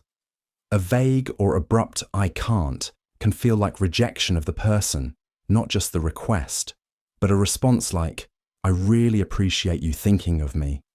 Right now, I can't commit, but I'd love to be involved another time," delivers the same message with clarity and respect. This applies across situations, work, friendships, invitations. Declining with warmth and specificity shows that you're not avoiding the person, just the task or timing. Psychologically, this helps preserve relational trust. The sense that even when boundaries are drawn, the connection still matters. And it works in reverse too. When you decline kindly, you model how you'd want someone to respond to your own requests. This sets a tone for mutual understanding in future interactions. From a behavioral perspective, practicing thoughtful declines also helps reduce people-pleasing patterns. It proves that boundaries don't have to be cold or guilt-ridden. They can be clear and compassionate. Ultimately, saying no is part of life. But when done with empathy and respect, it becomes more than a refusal. It becomes a message of mutual dignity. And that's something people remember far more than the no itself. Assume error, never malice. A person cuts you off in traffic. Your first instinct? Probably anger. Maybe even the thought, they did that on purpose. But most of the time, they didn't. They just didn't see you. This idea, assume error, not malice, is a simple but powerful mindset shift. In psychology, it's tied to something called the fundamental attribution error, our tendency to blame others' actions on their character rather than their circumstances. When someone's late to a meeting, we might think they're lazy. If they miss a message, we think they're ignoring us. But more often than not, the cause is something mundane. Traffic, stress, forgetfulness. Not a personal slight, just a human slip. Assuming error doesn't mean being naive or ignoring patterns of behavior. It just means that our default explanation should leave room for imperfection, not ill intent. This mental shift lowers unnecessary tension. It slows reactive judgments. And it can prevent small misunderstandings from turning into big conflicts. In practice, it looks like pausing before responding, giving someone the benefit of the doubt, saying, maybe they didn't realize, instead of, they knew exactly what they were doing. It's a habit that requires restraint, but it builds resilience in relationships. Whether with co-workers, family, or strangers, this principle invites curiosity instead of confrontation. Humans make mistakes constantly. That's not cynicism, it's reality. But if we treat every slip-up as an attack, we burn bridges before we even understand what happened. Assuming error first doesn't excuse everything, but it gives us space to see more clearly, and often to respond with more grace. Compliments land best when they're spontaneous. A compliment that catches you off guard often sticks with you longer. It feels real, honest, maybe even a little surprising. That's the power of spontaneity. The idea that compliments land best when they're spontaneous comes from how people process sincerity. In psychology, we tend to trust feedback that feels unrehearsed. When a compliment seems planned, overly polished, or timed to impress, it can come across as strategic instead of sincere. Spontaneous compliments, by contrast, feel like natural thoughts that made it to the surface. You see someone solving a problem quickly and say, "That was smart thinking." Or during a conversation, you pause and say, "You explain things in such a clear way." These moments feel genuine because they weren't clearly designed to win favor. They just happened. This taps into something called perceived authenticity. When a compliment doesn't feel like it's trying to achieve anything, approval, attention, or influence, it's easier to trust. The brain responds positively to praise, but it responds better when it senses that praise wasn't manufactured. This also applies to timing. Compliments given immediately after noticing something feel more connected. Waiting too long or delivering praise in a scripted or routine way can dilute the impact. It feels like an obligation rather than a reflection of what someone actually noticed or appreciated. Spontaneity doesn't mean being careless. It means being present. The best compliments often come from actually paying attention, not from remembering to say something nice. And when people feel like you notice them in real time, not just out of politeness, they're more likely to remember it, believe it, and feel valued because of it. Pain isn't a contest. Never one-up vulnerability. Someone opens up about something painful, and before you know it, you're telling a story about how your experience was even worse. You might not mean any harm, maybe you're trying to relate, but what comes out feels like a competition. And that's the problem. The idea behind pain isn't a contest. Never one-up vulnerability is about emotional space. When someone shares something difficult, they're letting their guard down. That moment isn't about you, it's about them. One-upping, even unintentionally, shifts the focus away from their pain and onto yours. It often leaves them feeling unseen or dismissed. Here's a basic example. Someone says, "I've been having a rough time with anxiety lately." A one-up reply sounds like, "Oh yeah? Mine was so bad, I couldn't leave the house for a month." That may be true, but the timing turns their sharing into a backdrop for your story. Now, they're no longer being heard. They're being outmatched. Instead, a better response is to stay with their experience. Something like, "That sounds really difficult. I'm glad you told me." This keeps the emotional focus where it belongs and lets them fully express themselves without interruption or comparison. From a psychological perspective, vulnerability requires safety. People are more likely to open up when they trust the space won't be overtaken or judged. When we respond by trying to match or top someone's pain, we can accidentally make them feel small or silenced. Supporting someone in a moment of openness doesn't mean staying silent forever. It means giving them enough room to fully land. And that space, even if it's just a few uninterrupted sentences, is where real connection begins. Be the one who notices. In a busy room, someone seems quieter than usual. A coworker forgets their coffee. A friend doesn't return a message. Most people won't say anything, but one person might pause and check in. That's the one who notices. Be the one who notices is a simple but powerful idea rooted in the psychology of attunement. It means being aware of subtle emotional cues, changes in tone, behavior, or expression, and responding with quiet care instead of waiting for someone to explain what's wrong. In psychology, this connects to social sensitivity, the ability to detect unspoken shifts in others' emotions. People often don't announce when they're struggling. They soften it, mask it, or say they're just tired. When you notice, and gently name what's happening, it creates space for real connection without forcing disclosure. This doesn't mean overanalyzing or confronting people. It means paying attention to the little things. Someone skipping lunch, showing up late, laughing less than usual. Noticing might look like a simple, "Hey, just checking in," or asking, "Want to take a walk?" It's not about solving. It's about signaling presence. These small moments build psychological safety, especially in relationships where people fear being a burden. When someone feels seen without having to ask for it, it reduces emotional isolation and strengthens trust.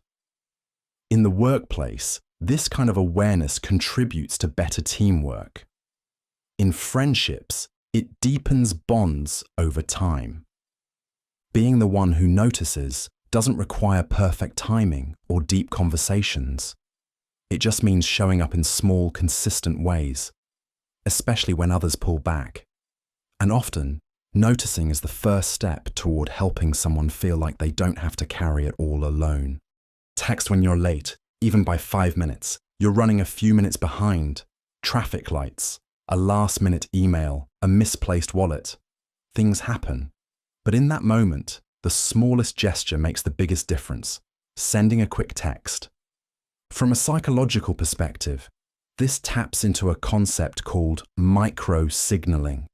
Small behaviors that communicate respect, reliability, and emotional awareness. When you're late and you don't say anything, the other person is left in uncertainty. Are they still coming? Did they forget? Is this important to them? That uncertainty can activate stress responses in the waiting person. Research shows that ambiguity often causes more discomfort than negative news. A quick message, "Running 5 minutes behind, sorry," cuts through that uncertainty. It shows you're aware of the other person's time and that you care enough not to leave them guessing. There's also a social contract at play. In modern social psychology, punctuality isn't just about showing up on time. It's about trust. When you communicate delays, even small ones, you reinforce that your word has weight and that you respect shared plans. It's especially powerful in low-stakes situations. Meeting a friend for coffee, hopping on a group call, joining someone for a walk. In these moments, a small check-in builds emotional safety. It says, "Your time matters, even when the schedule slips." The act itself is tiny, seconds to send, but the effect lingers. It softens the weight. It keeps the connection warm. It reminds both people that even when plans shift, the relationship stays steady. Because in the end, a quick text doesn't just notify, it affirms, and that's often what people remember. Too many yes becomes self-betrayal. You agree to help with one more thing. You add another meeting to an already packed day. You say yes again, even though every part of you is saying, "Not this time." It feels generous in the moment. But over time, it becomes something else entirely. The idea that one yes too many becomes self-betrayal is rooted in the psychology of boundaries and emotional well-being. Saying yes can feel like the right move, polite, helpful, supportive. But when it's repeated without limits, especially at the cost of your own time, energy, or needs, it shifts from generosity to neglect. In psychology, this often relates to people-pleasing behavior, a pattern where individuals prioritize others' needs over their own to avoid conflict, disappointment, or rejection. While it may appear kind on the surface, over time it leads to burnout, resentment, and disconnection from your own priorities. Self-betrayal happens not with one major decision, but through small, repeated compromises. You skip rest, delay your goals, and neglect your needs, not because someone asked too much, but because you didn't stop saying yes. This doesn't mean you should stop being helpful or flexible. It means becoming intentional. Every yes should have room to come from choice, not obligation. When your calendar, energy, or values say no, honoring that limit protects your sense of integrity. Psychologically, setting boundaries isn't selfish. It's an act of self-respect. It teaches others how to treat you, but more importantly, it teaches you that your time and limits matter. And when you build that habit, your yes becomes more meaningful because it's no longer automatic. It's deliberate, and that's when generosity becomes sustainable, not just expected. Empathy expands when we ask, not assume. You might think you know what someone's going through, but until you ask, you're mostly guessing. Empathy is often talked about as the ability to put yourself in someone else's shoes. But psychology reminds us that without real input from the other person, we're just imagining what it might feel like. And our imagination, no matter how well-meaning, is shaped by our own biases, history, and experiences, not theirs. That's why asking is so important.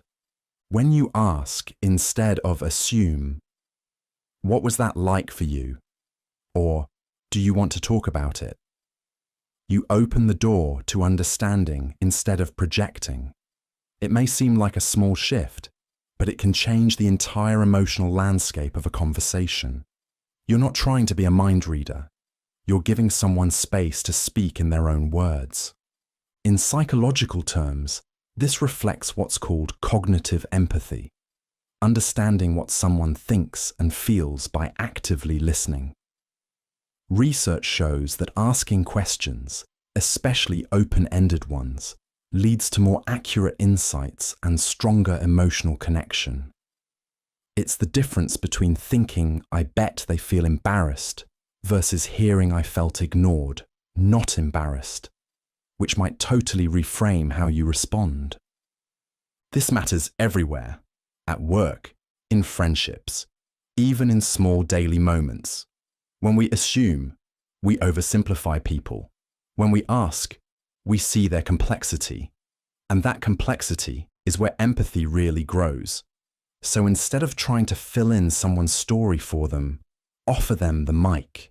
You'll often be surprised, not just by what they say, but by how much more human they become the moment we let them speak for themselves. Curate memories, not just milestones. A birthday, a graduation, a wedding. These are milestones. They're the dates we circle on calendars, the ones people tend to remember. But psychology suggests something even more powerful. Don't just chase milestones, curate memories. Milestones are external markers. They show what happened, but memories show how it felt. And in the long run, how we feel about our lives matters more than what we can list. That's where the psychology of memory comes in. Memory isn't a perfect record. It's selective. Our brains hold on to experiences that are emotionally rich, not just socially significant. Psychologists call this the reminiscence bump, the tendency to remember meaningful, vivid moments, often from early adulthood, that stand out not because of the event itself, but because of the emotional connection attached to it. So, for example, the small dinner with close friends may outlast the memory of a large formal banquet. A spontaneous road trip can leave a deeper imprint than the official vacation that came with a packed itinerary. The key is intentional encoding. That means giving attention to a moment while it's happening, not just taking a picture of it. It means being present, emotionally and mentally, so your brain recognizes the experience as something worth storing. This is especially relevant in a world that emphasizes performance and productivity.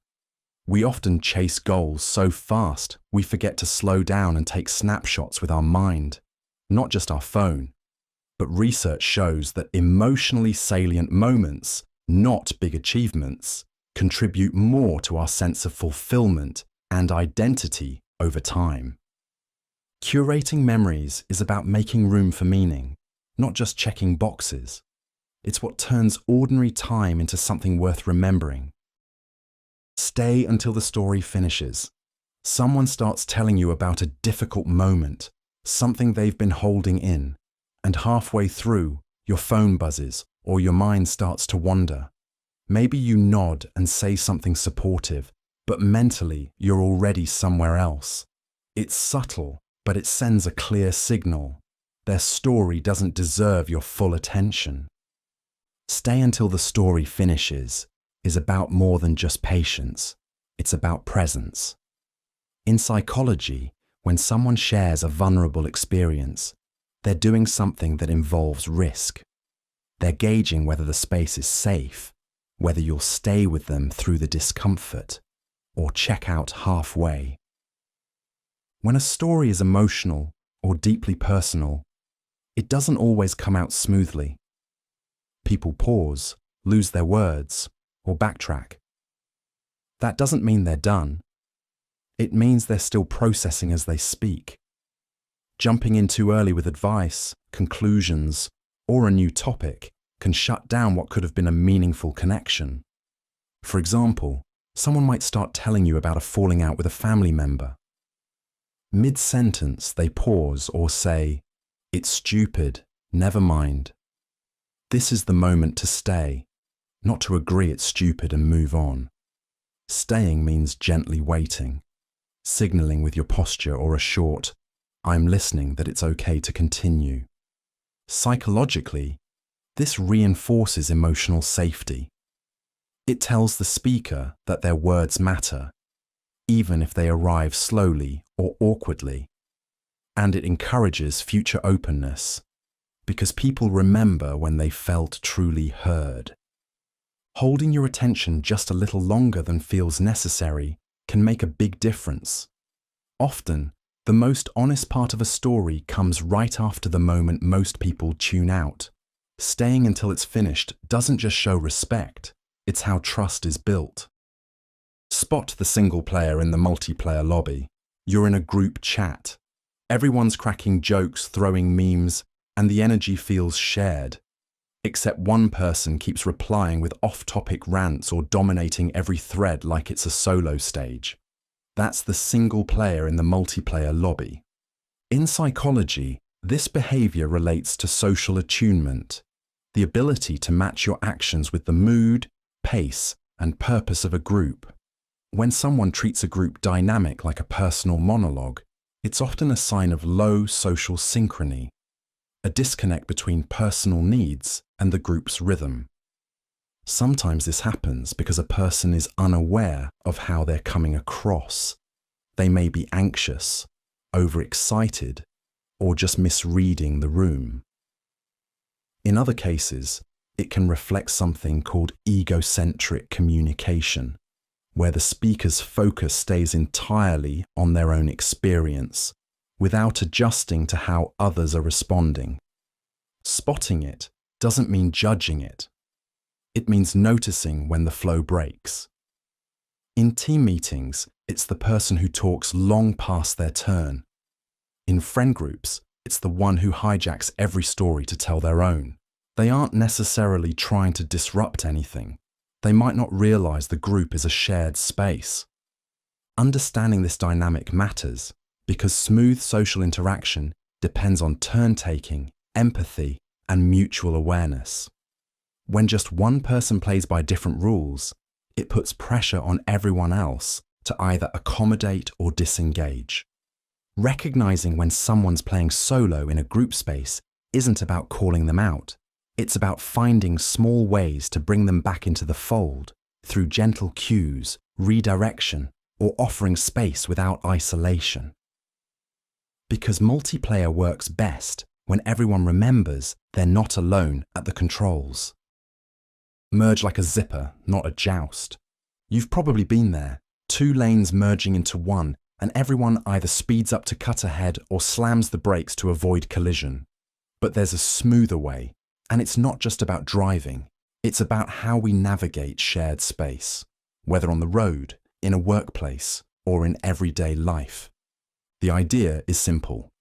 Merge like a zipper, not a joust.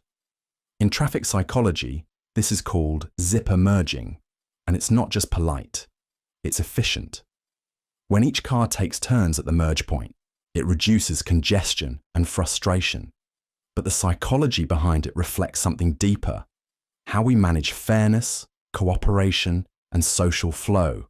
People often treat merging as a contest, racing to be first or blocking others out. That mindset taps into competitive social dynamics where we see limited space or opportunity as something to guard or conquer. But psychology shows that cooperation, even in small interactions, increases trust and reduces stress. The zipper model relies on mutual awareness. Each side gives a little, and that's what makes it work. Not dominance, but reciprocal concession. It applies to conversations too.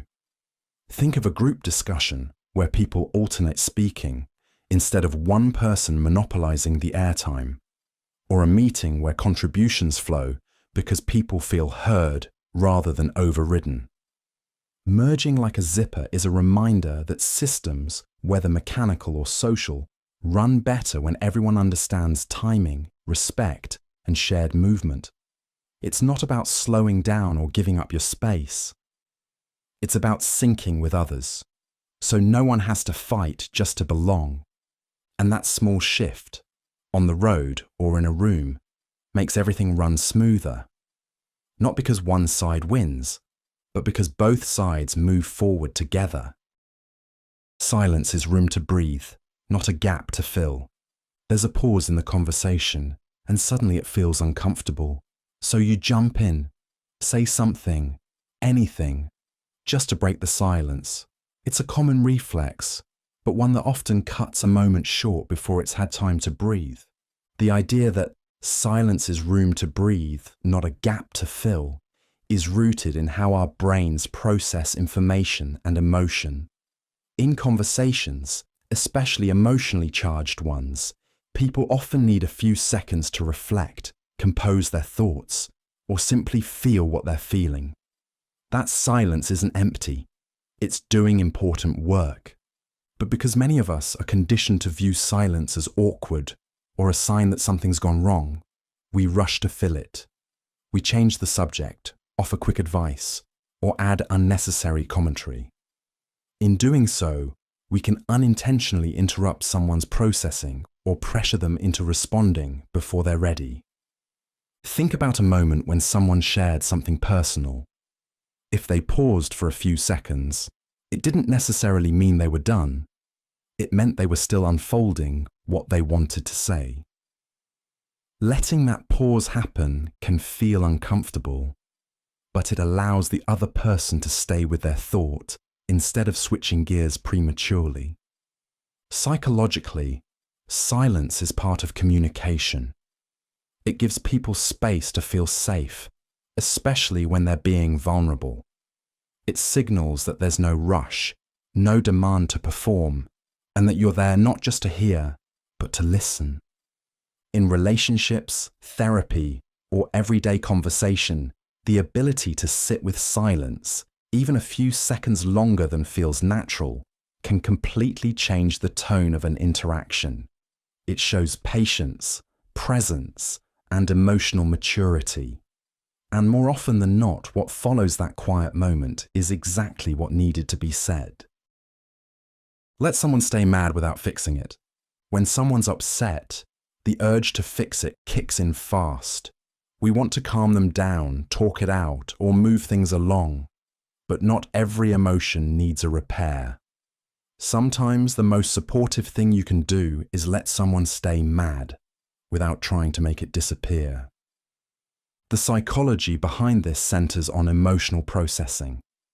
Anger, like any strong emotion, has a purpose. It signals a boundary, a sense of injustice, or a deep frustration. When we rush to smooth it over by offering solutions, minimizing it, or asking them to calm down, we can unintentionally invalidate what they're feeling. Letting someone stay mad doesn't mean agreeing with them. It means respecting their right to feel what they feel. Emotions are not switches. They take time to settle. Trying to force someone out of anger too quickly usually leads to resistance or shutdown, not resolution. Take a close relationship, like a friend or partner. If they're venting about a tough day or an argument, jumping in with logic, "It's not a big deal," or "just try to let it go," can make them feel dismissed. But staying present, even if they're still angry, sends a different message. "I can handle this." You don't have to censor yourself. Psychologically, this helps build emotional resilience and relational trust. It shows that people don't need to manage your comfort when they're upset. They can move through anger without fearing judgment, conflict, or abandonment. Giving someone permission to be mad without rushing them toward resolution doesn't mean you're passive. It means you're patient. And that patience can be what allows the emotion to run its course, so it doesn't get buried, redirected, or turned into something harder to reach later. Ask if they want advice or just space. Someone opens up to you about a tough day, and before they finish their sentence, you're already suggesting solutions. It's instinctive. You want to help, but sometimes trying to fix things too quickly does more harm than good. The psychology behind "ask if they want advice or just space" is about giving people control over how they process their emotions. When someone shares a personal struggle, it can feel like an invitation to jump in with ideas, tips, or encouragement. But not everyone is looking for that. In fact, many people just want to be heard, not helped. By simply asking, "Do you want advice, or do you just want to talk?" you give the other person the chance to guide the conversation in the way they need. It's a small question, but it shifts the dynamic. Instead of assuming what's helpful, you're offering a choice. And that choice creates emotional safety. For example, a friend says, "I'm overwhelmed at work." A typical response might be, "You should take a break or talk to your manager." That's advice. But if they weren't ready for solutions, it can feel dismissive. Now compare that with, "Do you want to vent or figure something out?" It lets them decide the direction. Psychologically, this shows empathy in action. You're not just responding to what was said, you're responding to what was needed. It reduces miscommunication, lowers the chance of defensiveness, and makes it easier for people to open up again in the future. It's a simple question, but it builds emotional intelligence on both sides. And over time, this one habit can completely change how supported people feel in your presence. Pronounce names correctly, even if you have to ask twice. A name is more than just a word. It's a person's first identity. Getting someone's name right may seem like a small gesture, but psychologically, it signals something deeper: recognition, respect, and care. When you mispronounce a name, or avoid using it entirely, you risk sending a message, even unintentionally, that the effort isn't worth it. In psychology, this taps into the concept of social belonging. Studies show that when people hear their name spoken correctly, especially in diverse settings, it increases their sense of inclusion and value. On the flip side, repeated mispronunciations, especially after correction, can chip away at confidence, especially in professional or academic environments. Names often carry cultural history, family pride, or personal significance. Ignoring that, or flattening it into something easier, doesn't just make communication smoother, it sometimes erases part of someone's story. That's why asking for the correct pronunciation and repeating it until you get it right matters. It's not about perfection, it's about effort. And that effort is noticed. Whether it's in classrooms, meetings, or introductions at a party, those extra 2 seconds to clarify a name show that you're listening, that you're treating people as individuals, not just participants. You wouldn't want your name mangled in every interaction.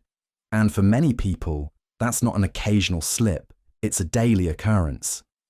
When you learn someone's name and say it right, you're not just addressing them, you're including them. And sometimes, inclusion starts with a single syllable. Don't solve pain before you've heard it. Someone says, "I've been really overwhelmed lately," and within seconds, you're already offering tips, more sleep, better time management, maybe a new routine. It feels like you're helping, but in reality, you might be skipping the most important part. The idea behind "don't solve pain before you've heard it" is about pacing your support. When people open up, especially about something difficult, they're not always ready for solutions. In fact, jumping straight to advice can make them feel ignored or misunderstood. At its core, this concept is about listening fully and patiently before responding. Most people don't lead with their full story. They test the waters with a piece of it. If the listener rushes to fix it right away, the speaker may pull back, feeling like their pain was too quickly dismissed or simplified. Imagine someone says, "I've been feeling lost at work." A solution-driven response might be, "You should update your resume or look for a mentor." But a hear-it-first response sounds like, "That sounds frustrating. Want to talk more about it?" It leaves space for the rest of the story to come forward. Psychologically, this is about emotional validation. Before a person can process advice, they need to feel that their emotions are seen and accepted. If that step is skipped, even the most well-meaning advice can feel cold or out of touch. Listening to the whole picture, without interrupting, redirecting, or rushing, allows someone to actually feel heard. And once that happens, they're far more open to reflection, problem-solving, or change. It's not about avoiding solutions altogether. It's about waiting until the person is ready to hear them. Because support works best when it follows understanding, not when it tries to outrun it. Zoom out. Will this matter in 5 years? You miss a deadline. You say the wrong thing in a meeting. You spill coffee on your shirt right before a big presentation. In the moment, it feels massive. But psychology offers a simple tool to reset your perspective. Zoom out. Will this matter in 5 years? This idea is built on the concept of temporal distancing, a mental strategy that helps you regulate emotion by shifting how you think about time. When you imagine how you'll view the problem in the future, it shrinks the emotional intensity. What feels urgent now often looks smaller when placed in a broader timeline. In high-stress moments, the brain narrows its focus, a process known as attentional narrowing. That's why even minor setbacks can feel overwhelming. You become so focused on the discomfort or embarrassment that it feels like it defines everything. But when you mentally step back and picture your life months or years from now, the problem loses its grip. For example, a failed interview might sting today, but zoomed out, it's one data point in a much longer story, often one that leads to a better fit down the road. The awkward conversation you had last week, probably already forgotten by the other person, and soon by you. This technique isn't about dismissing emotions, it's about contextualizing them. It helps build emotional resilience, the ability to bounce back by separating temporary discomfort from lasting consequence. Practicing this kind of long-view thinking rewires how you respond to setbacks. It teaches your brain to sort frustration from crisis and reminds you that most problems shrink with distance. That shift in perspective isn't just calming, it's a way to stay grounded while everything feels momentarily out of proportion. Introduce people by what they share, not what they lack. You're at a party. 2 friends from different parts of your life finally meet. You say, "This is Layla, she doesn't drink," or "This is Marcus, he's not from around here." It's meant to be casual, but whether we notice it or not, we've just introduced someone by what they're not. Psychologically, This taps into framing bias. The way we present information shapes how it's perceived. When you define someone by an absence, even unintentionally, it colors how others see them. It narrows the impression before a word is even exchanged. Now contrast that with Layla loves live music, or Marcus is into vintage film cameras. These aren't just more engaging, they offer a starting point for connection. Instead of leading with difference, you're opening with shared curiosity. In social psychology, this aligns with common in-group identity theory. People are more likely to empathize, cooperate, and build rapport when they feel a sense of similarity. So when introductions emphasize common interests or values, you're not just being polite, you're creating a shortcut to belonging. The mistake isn't in acknowledging difference, it's in leading with it. Saying someone's not from here or doesn't eat meat might be factually true, but it subtly positions them as an outsider, and our brains are wired to pick up on that framing, even if the person speaking had good intentions. Introducing people by what they share isn't about ignoring differences. It's about choosing a starting line that draws people in rather than pushing them to the edge. It's a small tweak with surprisingly big effects. Because in the first few seconds of meeting someone, people look for reasons to connect. And how you frame those few seconds can make all the difference. Being right is less important than being kind. Arguments often spiral not because of what was said, but because of how badly each side needed to be right. It's a pattern that shows up everywhere, in relationships, online debates, and even small talk. But there's a simple truth at the heart of it. Being right is less important than being kind. This idea centers on the psychology of communication and emotional regulation. In the middle of a disagreement, the brain often moves into what's called a defensive state. The goal shifts from understanding to winning. Facts become weapons, tone becomes sharp, and connection disappears. Being right feels good. It's a form of control, of certainty. But kindness does something else. It keeps the relationship intact. It reduces defensiveness. And most importantly, it makes room for actual listening. Here's a simple example. If someone misstates a fact, like the date of an event or a minor statistic, correcting them sharply may prove your point, but it can also shut the conversation down. Responding gently or letting it go when it's not essential can keep the dialogue moving and the connection intact. In close relationships, the impact is even more important. Correcting your partner mid-sentence, even if you're technically right, can make them feel small. And over time, those small moments add up. What's remembered isn't your accuracy. It's how you made the other person feel. Psychologically, prioritizing kindness over correctness reflects emotional intelligence. It means recognizing that not every mistake needs a spotlight, and not every disagreement needs a verdict. It's not about lowering standards. It's about knowing when connection matters more than correction.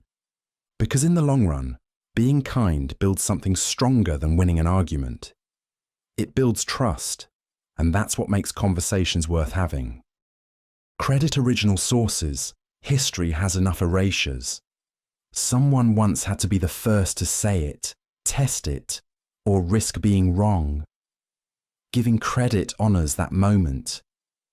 In psychology, attribution matters, not just for ideas, but for dignity. When we credit original sources, we're doing more than citing facts. We're reinforcing the value of intellectual labor, especially from voices that history often overlooks. Psychologists call this source memory, our ability to recall where information came from. But culturally, source memory can get fuzzy. Ideas travel fast, quotes get trimmed, and authorship blurs. And when names vanish, so does recognition, trust, and progress. Because if you never know who actually made the breakthrough, you might also miss where it came from and what other insights that voice could offer. This isn't about academic formality, it's about fairness. In every field, many contributions by marginalized groups have been absorbed without credit. From discoveries in neuroscience to practices in therapy, history is full of ideas that gain traction only after being repeated by more acceptable figures. Giving credit builds integrity. It teaches respect. And it also shows others that their voices might matter too, that speaking up might actually lead somewhere. Whether it's a classroom idea, a social media post, or a team project, acknowledgement creates trust. It tells people your work is seen and it counts. At the end of the day, erasure isn't just about the past, it shapes who gets heard in the present. When you name the source, you reinforce a culture where ideas aren't just borrowed, they're honored. And that small gesture keeps more minds in the conversation. Make space for the late bloomer. They didn't peak in high school or college or even their 20s, while others raced ahead, landing jobs, launching startups, checking boxes. They were still figuring out what lane to drive in. But here's the thing. Not everyone blooms on the same schedule. In psychology, this idea aligns with developmental timing, the understanding that people grow, change, and succeed at very different rates. Whether it's emotional maturity, social confidence, or career direction. Milestones don't happen on a fixed timeline. Some arrive early, others arrive later, and some take a scenic route that doesn't look like anyone else's. But socially, the late bloomer often gets overlooked. In classrooms, they may be labelled as underperforming. In workplaces, they may be passed over. And in social circles, their progress can be quietly judged. This is partly due to the false consensus effect, the tendency to assume that our pace is the normal pace and that everyone else should move similarly. Making space for the late bloomer means removing that pressure. It means creating environments where people are allowed to catch up without shame. Sometimes that's a teacher who doesn't write someone off after one bad semester, or a friend who keeps inviting someone out, even if they're still awkward in groups, or a boss who sees raw potential instead of just a resume. And here's what's often missed. Late bloomers bring a depth that early wins don't always build. They've watched from the sidelines, learned through struggle, and grown outside of the spotlight. When they finally arrive, they tend to bring perspective, not just performance. Development isn't a race, it's a process, and the ones who bloom late still bloom fully, sometimes stronger, and often with more to offer than anyone expected. Don't interrupt joy with skepticism. When someone's eyes light up talking about a new idea, a plan, or a small win, they're sharing more than just information. They're inviting you into their excitement. Don't interrupt joy with skepticism is a reminder to be careful with how we respond to other people's enthusiasm. It's easy to jump in with questions, concerns, or caveats. And often, it comes from a good place, wanting to be realistic, helpful, or protective. But in that moment, those reactions can feel more like resistance than support. Joy is fragile, especially in its early stages.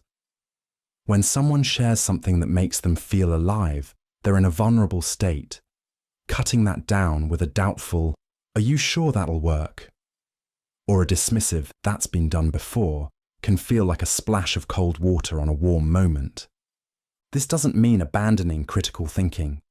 There's a time for questions. But early joy, especially the kind people share freely, isn't always asking for feedback. It's asking for a witness. When you respond with shared energy, even a small smile or a "that's awesome," You help build emotional safety. And that safety encourages openness, creativity, and deeper trust. Consider a kid excitedly explaining a wild invention. The worst thing you can do is immediately correct the physics. Adults are no different. We still need space to dream before we edit. The psychology is simple. Joy fuels motivation. Interrupting it with doubt too early can shut someone down before they've even started. So let the joy breathe. There's room later for reality checks. But first, meet the moment where it is. Alive, excited, and hopeful. Replace "let me know" with a specific offer. When someone's having a hard time, it's natural to want to help. So we say, "Let me know if you need anything." It sounds thoughtful, but it rarely leads to action. That's because in moments of stress, vague offers feel more like pressure than support. The psychology behind this comes down to cognitive load, the mental effort required to process, plan, and make decisions. When people are overwhelmed, even simple tasks like figuring out what kind of help to ask for can feel exhausting. So when you say, "Let me know," the intention is kind, but the burden shifts back onto them to figure out how to respond. Replacing that phrase with a specific offer lowers the barrier. It turns support from something abstract into something they can actually use. For example, instead of saying, "Let me know if you need help," say, "I can bring dinner Tuesday night. Would that help?" Or, "I'm free Friday. Do you want me to take the kids for a few hours?" These offers work better because they require less decision-making. The person doesn't have to scan through options or feel awkward about asking. All they need to do is accept or not. Either way, it gives them back some energy. This idea also taps into proactive empathy, a type of support where you anticipate someone's needs instead of waiting for them to ask. It shows you're not just available, you're paying attention. Offering something concrete is one of the simplest ways to make kindness more effective. It turns well-meaning words into something useful. And when someone is already doing their best to stay afloat, removing just one decision from their plate can feel like real relief. Don't ask heavy questions when the credits are rolling. You're walking someone to their car or wrapping up a phone call, and just as they're about to leave, you drop a deep question. Something they weren't expecting, something that clearly needs time. But the moment's already closing. Now they have to choose, reopen the conversation, or walk away feeling unresolved. The idea behind "don't ask heavy questions when the credits are rolling" is about emotional timing. In psychology, people tend to mentally transition when they know something is ending. Their focus starts shifting to what's next, their next destination, task, or mental state. Dropping a big or emotional topic during that shift can backfire. It's not that the question is wrong, it's that the moment can't hold the weight of it. When someone says, "I should head out," their brain begins winding down. That's when energy levels dip, attention narrows, and emotional bandwidth shrinks. Introducing a serious topic in that state can feel abrupt and overwhelming. For example, if a friend is putting on their coat and you suddenly say, "Do you ever think you'll forgive your parents?" You've changed the emotional setting without warning. They're no longer in a space to engage, even if the question matters. This happens at work too. At the end of meetings, or just before signing off a call, throwing in a critical point or a personal concern can make it harder for others to respond thoughtfully. It catches them mid-transition. Good communication doesn't just depend on content, it depends on timing. Saving big topics for the middle of the conversation, when both people are still present and focused, creates space for depth. Because heavy questions deserve attention, and attention needs the right conditions to show up. Hold the elevator, even if you're in a rush. You're stepping into an elevator. You're late, the doors are closing, and just as they begin to shut, someone rounds the corner. you have a choice. Press the open button or let it slide shut. Holding the elevator, even when you're in a rush, is a small act, but it reveals a lot about how we balance personal urgency with social empathy. Psychologically, this taps into what's known as pro-social behavior, actions intended to benefit others, even at a slight cost to ourselves. What makes this moment interesting is the tension. You're not being asked for much, just a second or two. Yet your brain, primed for efficiency and urgency, might resist. Social psychology shows that when we feel rushed, our capacity for empathy shrinks. The famous Good Samaritan experiment revealed that people in a hurry are far less likely to help others, even when the need is clear. But resisting that instinct, choosing to pause, to make eye contact, to hold the elevator, restores a small piece of social trust. It shows that speed doesn't have to override kindness, and it builds something called moral elevation, a term psychologists use to describe the warm, inspired feeling we get when we witness or perform an altruistic act. From a practical standpoint, you're still on the same ride. You're still heading to the same floor. But for that one other person, your pause might mean not being late, not feeling excluded, not being left behind. Moments like this make the invisible threads of cooperation a little more visible. They say, we're in this together, even if it's just a lift between floors. Lead with questions, not conclusions. You're in a conversation, and something feels off. Maybe a comment lands wrong, or the other person sounds distant. Without even thinking, your mind starts building a story about their attitude, their motives, or what they must be thinking. It happens fast, and it often feels true, but it's not always accurate. Lead with questions, not conclusions, is about slowing that process down. In psychology, we tend to make what's called attributions, mental shortcuts that explain other people's behavior. The problem is, we usually assume intent based on limited information. And those assumptions can derail communication before it really begins. Instead of saying, "You're mad at me, aren't you?" a question-first approach sounds more like, "Did I say something that came out wrong?"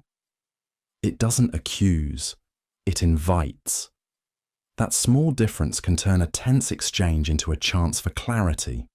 This works especially well in relationships, personal, professional, or otherwise. If a coworker misses a deadline, the reflex might be to assume laziness or disinterest, but leading with a question, "Is there something that got in the way?" opens the door for context you might not have considered. Asking first shows that you're prioritizing understanding over judgment. It also lowers defensiveness in the person you're talking to. When people feel safe from blame, they're more likely to be honest, and the conversation becomes productive rather than reactive. This shift doesn't require a dramatic change in behavior, just a habit of pausing before labeling. Replace assumptions with curiosity. That one habit can make difficult conversations smoother and good conversations even more meaningful.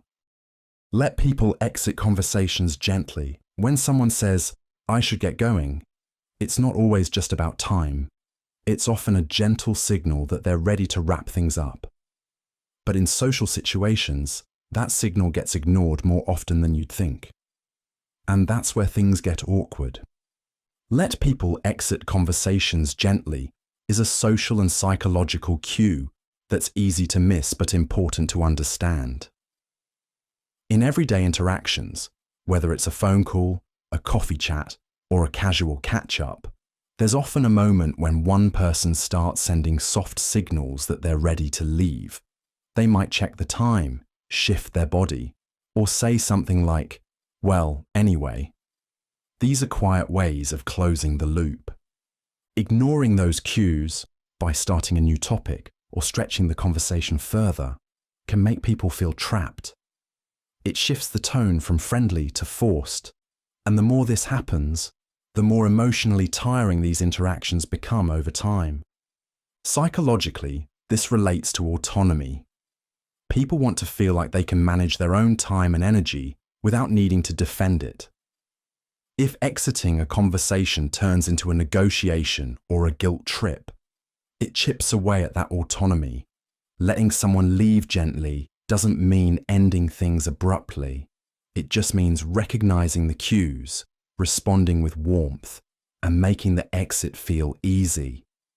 A quick, sincere, "It was great talking to you," or "Let's catch up again soon," gives people permission to go without tension.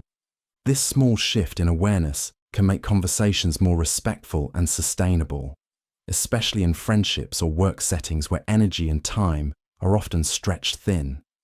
Because knowing when to let someone go is just as important as knowing how to hold a good conversation. If you see someone eating alone, smile. You walk into a cafeteria, a cafe, maybe a food court. Tables are filled with conversation, except one. There, someone eats alone, eyes down, maybe scrolling, maybe just focused on their food. It's easy to look past them. But what if you didn't? A simple smile in that moment can shift an entire emotional atmosphere. Psychologically, it's rooted in social connection cues, subtle signals that communicate inclusion and belonging. Humans are wired for these. Even fleeting micro-interactions, like eye contact or a quick nod, register in the brain as validation. Eating alone can feel vulnerable. It's one of those small settings where people may be more aware of being seen or ignored. Social psychology calls this the spotlight effect. We often believe others are noticing us more than they really are. But for someone sitting solo, the spotlight can feel real. A smile doesn't fix loneliness. It doesn't turn a stranger into a friend, but it does say, "You're seen." And that's not trivial. Research on emotional well-being shows that casual social gestures, known as weak ties, can significantly boost mood. You don't need deep conversation to make a difference. Just warmth, just recognition. It's also a form of social permission. When you smile at someone alone, you're not pitying them. You're telling them their presence is just as valid as anyone else's, that they're not out of place. In a world that often rushes past the quiet corners, that small act of acknowledgement can land like a light on a dark surface. It asks nothing in return. It's over in a second. But sometimes, a second is all someone needs to feel a little less invisible. Don't ask what's wrong if you won't sit with the answer. When someone looks upset, it's easy to ask, "What's wrong?" It sounds caring, and sometimes it is. But if you're not prepared to stay present for the full answer, that question can do more harm than good. The idea behind "don't ask what's wrong if you won't sit with the answer" is about emotional availability. In psychology, this links to emotional responsiveness, your ability to not just notice distress, but to engage with it in a way that feels safe and supportive to the other person. Asking what's wrong opens a door. If the other person walks through it, if they start to share something difficult, and you change the subject, look away, or respond with quick advice, the result can feel invalidating. It says, "I wanted the short version, not the real one." This happens often in fast-paced environments. At work, someone asks out of habit, not readiness. In friendships, people mean well, but they're distracted or uncomfortable with vulnerability. The result is that people learn to shut down, answering with, "I'm fine," even when they're not. A more mindful approach means only asking if you're truly ready to listen. That doesn't mean having the perfect response. It just means being willing to stay in the moment, even if the conversation gets messy or emotional. Sometimes that's just nodding. Sometimes it's saying, "Thanks for telling me." That sounds really tough. Psychologically, this helps build emotional trust. A a sense that sharing won't lead to discomfort, awkwardness, or being brushed aside. And trust is what encourages people to speak honestly in the first place. If you create space for someone to talk, be ready to hold it. Because for many people, finally answering that question takes more effort than it seems. And how you respond shapes whether they'll ever answer it again. Some kindnesses are invisible on purpose. Sometimes the kindest things people do are the ones you never see. They go unnoticed, not because they aren't meaningful, but because they're meant to be that way. The idea behind some kindnesses are invisible on purpose is about intentional, quiet acts of support. Psychologically, this connects to what's called pro-social behavior, actions intended to benefit others. But unlike grand gestures or public generosity, these actions are designed to avoid attention. The goal isn't recognition, it's relief. In everyday life, this might look like refilling the coffee machine before it runs out, or covering for a co-worker's small mistake without making a big deal about it. It might be a friend who checks in with someone they know won't ask for help, or someone who defends you in a room you're not in, without ever mentioning it afterward. These forms of kindness are powerful because they don't create obligation. They don't ask for a thank you, a favor in return, or even acknowledgement. And that's what makes them feel safe to receive. There's no pressure, no spotlight. Just a quiet effort to make someone's day a little easier. From a psychological perspective, invisible kindness can reduce social stress. People are often wary of being seen as a burden, or being put in a position where they have to express gratitude. When kindness happens without those expectations, it's more likely to be felt as genuine care, not social transaction. In group settings, these invisible acts build trust and cohesion over time. They create a baseline of support that doesn't need to be announced to be effective.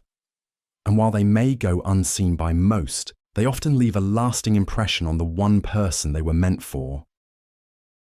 Ask if they want advice or just space. Someone opens up to you about a tough day, and before they finish their sentence, you're already suggesting solutions. It's instinctive. You want to help. But sometimes, trying to fix things too quickly does more harm than good. The psychology behind ask if they want advice or just space is about giving people control over how they process their emotions. When someone shares a personal struggle, it can feel like an invitation to jump in with ideas, tips, or encouragement. But not everyone is looking for that. In fact, many people just want to be heard, not helped. By simply asking, "Do you want advice, or do you just want to talk?" you give the other person the chance to guide the conversation in the way they need. It's a small question, but it shifts the dynamic. Instead of assuming what's helpful, you're offering a choice, and that choice creates emotional safety. For example, a friend says, "I'm overwhelmed at work." A typical response might be, "You should take a break or talk to your manager." That's advice. But if they weren't ready for solutions, it can feel dismissive. Now compare that with, "Do you want to vent or figure something out?" It lets them decide the direction. Psychologically, this shows empathy in action. You're not just responding to what was said, you're responding to what was needed. It reduces miscommunication, lowers the chance of defensiveness, and makes it easier for people to open up again in the future. It's a simple question, but it builds emotional intelligence on both sides. And over time, this one habit can completely change how supported people feel in your presence. Replace "let me know" with a specific offer. When someone's having a hard time, it's natural to want to help. So we say, "Let me know if you need anything." It sounds thoughtful, but it rarely leads to action. That's because in moments of stress, vague offers feel more like pressure than support. The psychology behind this comes down to cognitive load, the mental effort required to process, plan, and make decisions. When people are overwhelmed, even simple tasks like figuring out what kind of help to ask for can feel exhausting. So when you say, "Let me know," the intention is kind, but the burden shifts back onto them to figure out how to respond. Replacing that phrase with a specific offer lowers the barrier. It turns support from something abstract into something they can actually use. For example, instead of saying, "Let me know if you need help," say, "I can bring dinner Tuesday night. Would that help?" Or, "I'm free Friday. Do you want me to take the kids for a few hours?" These offers work better because they require less decision-making.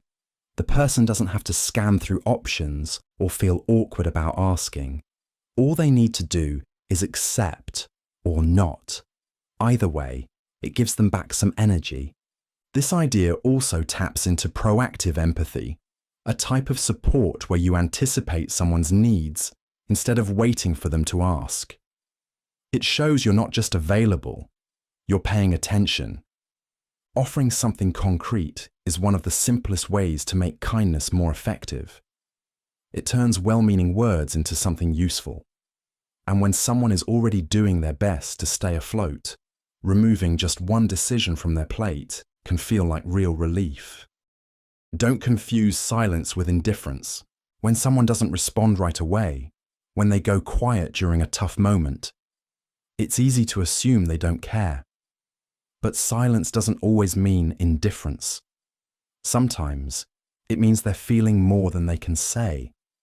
The idea behind "don't confuse silence with indifference" is rooted in the psychology of emotional regulation. In high stress or emotionally complex situations, people often pause, not because they have nothing to say, but because they're working through what they feel. They may be overwhelmed, unsure how to respond, or afraid of saying the wrong thing.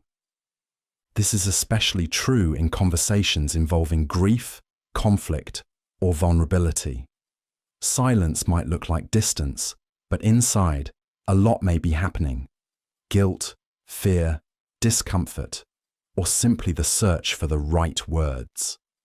Reacting to that silence with frustration, assuming someone is cold or uninterested, can widen the gap rather than bridge it. Take a personal example. If you share something painful with a friend and they sit quietly for a while, it might feel like they're ignoring you. But in many cases, they're giving it the weight it deserves. They may be thinking carefully, or holding back to avoid rushing you or saying something unhelpful. This concept also applies to different communication styles. Some people process internally. They don't speak to think. They think first, then speak. And silence is part of that process. Psychologically, recognizing this helps preserve empathy. Instead of rushing to fill the quiet or interpret it as disinterest, it allows space for reflection and better responses. People who go silent might be taking you seriously, more seriously than someone who rushes in with the first available reply. Understanding the difference between silence and indifference can keep meaningful connections from being misread or prematurely cut off. Because sometimes stillness speaks. It just takes longer to hear. Be always humble about success. Success can make people listen to you, but humility makes them respect you. Being consistently humble about success isn't about pretending you didn't work hard or minimizing what you've achieved. It's about how you carry that achievement in a room, in a conversation, or in someone else's story. Psychology points to a subtle but powerful truth. People are more receptive to those who succeed without needing to remind others of it. There's a concept called status signaling, which describes the ways people show their place in a social hierarchy through clothes, speech, or behavior. But studies show that people tend to trust and connect more deeply with those who don't constantly signal their status. In fact, those who highlight their flaws or failures alongside their strengths often come across as more authentic. Humility also leaves space for others. When someone shares credit, admits what they don't know, or stays curious despite being accomplished, it shifts the dynamic from competition to collaboration. That alone builds psychological safety, the kind of environment where people feel free to speak up, take risks, and grow. Think about how success stories are told. When someone says, "I got lucky, but I also stayed prepared," it feels grounded. It acknowledges effort while leaving room for context, timing, support, even failure. That honesty makes the success feel more real, not less. And socially, humility acts like gravity. People are drawn toward those who lift others up without inflating themselves. Not because it's performative, but because it shows emotional intelligence. At its core, staying humble about success doesn't mean shrinking yourself. It means being large enough to not need to prove it. Assume there's a hard first draft behind every "I'm fine." Someone says "I'm fine," but their voice is flat, their shoulders are tense, and they won't meet your eyes. You nod, maybe smile, and move on. But deep down, you know something doesn't feel right. The idea behind "assume there's a hard first draft behind every "I'm fine" is rooted in how people cope with difficult emotions.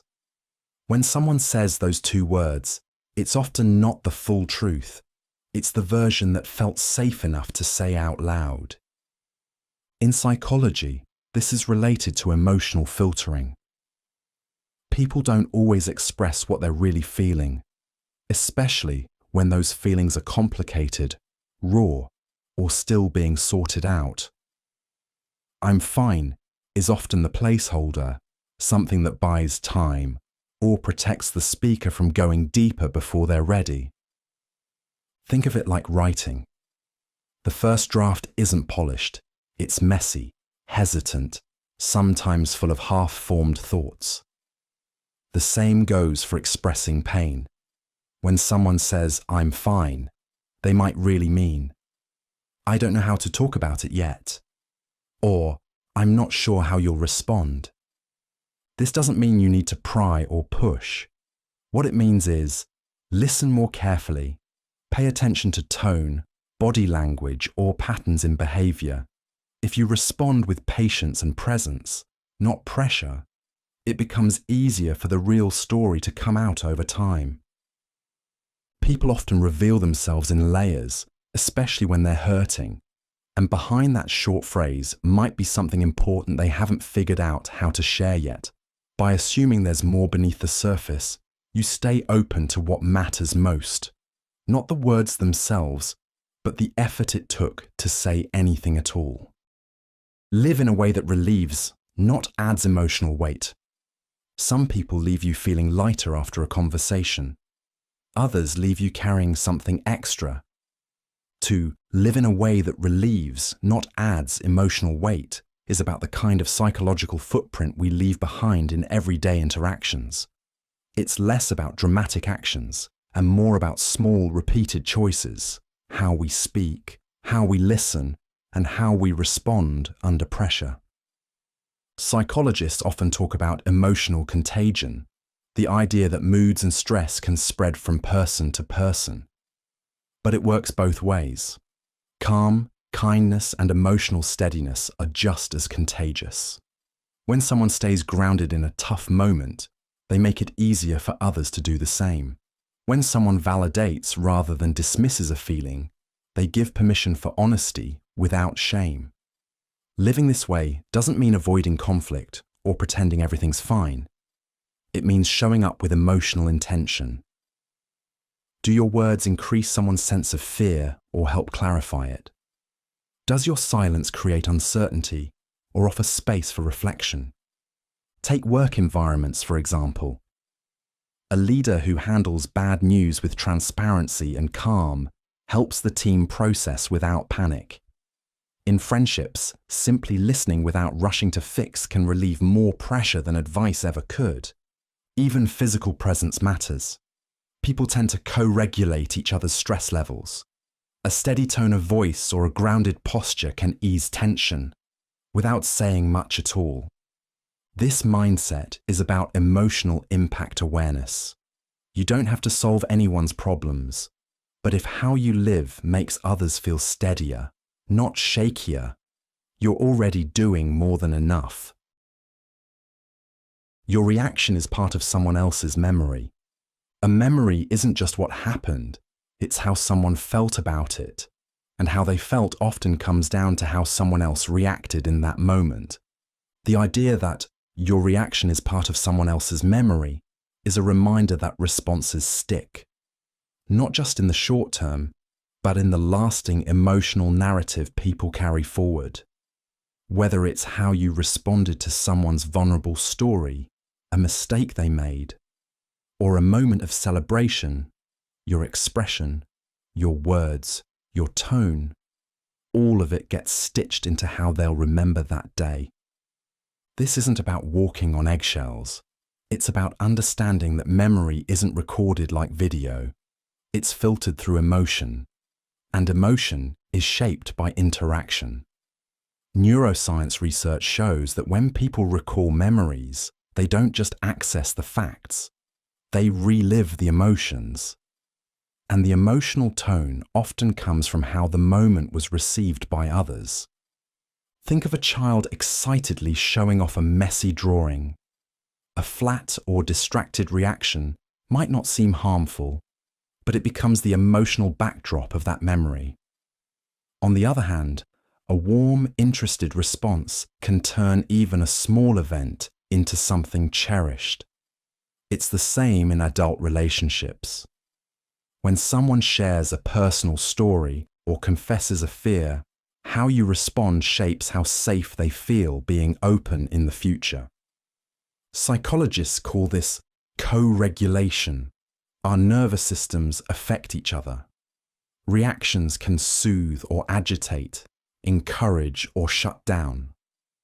So the pause before you roll your eyes, the effort to really listen, the choice to meet someone's vulnerability with care, those aren't just kind gestures, they're memory-shaping tools.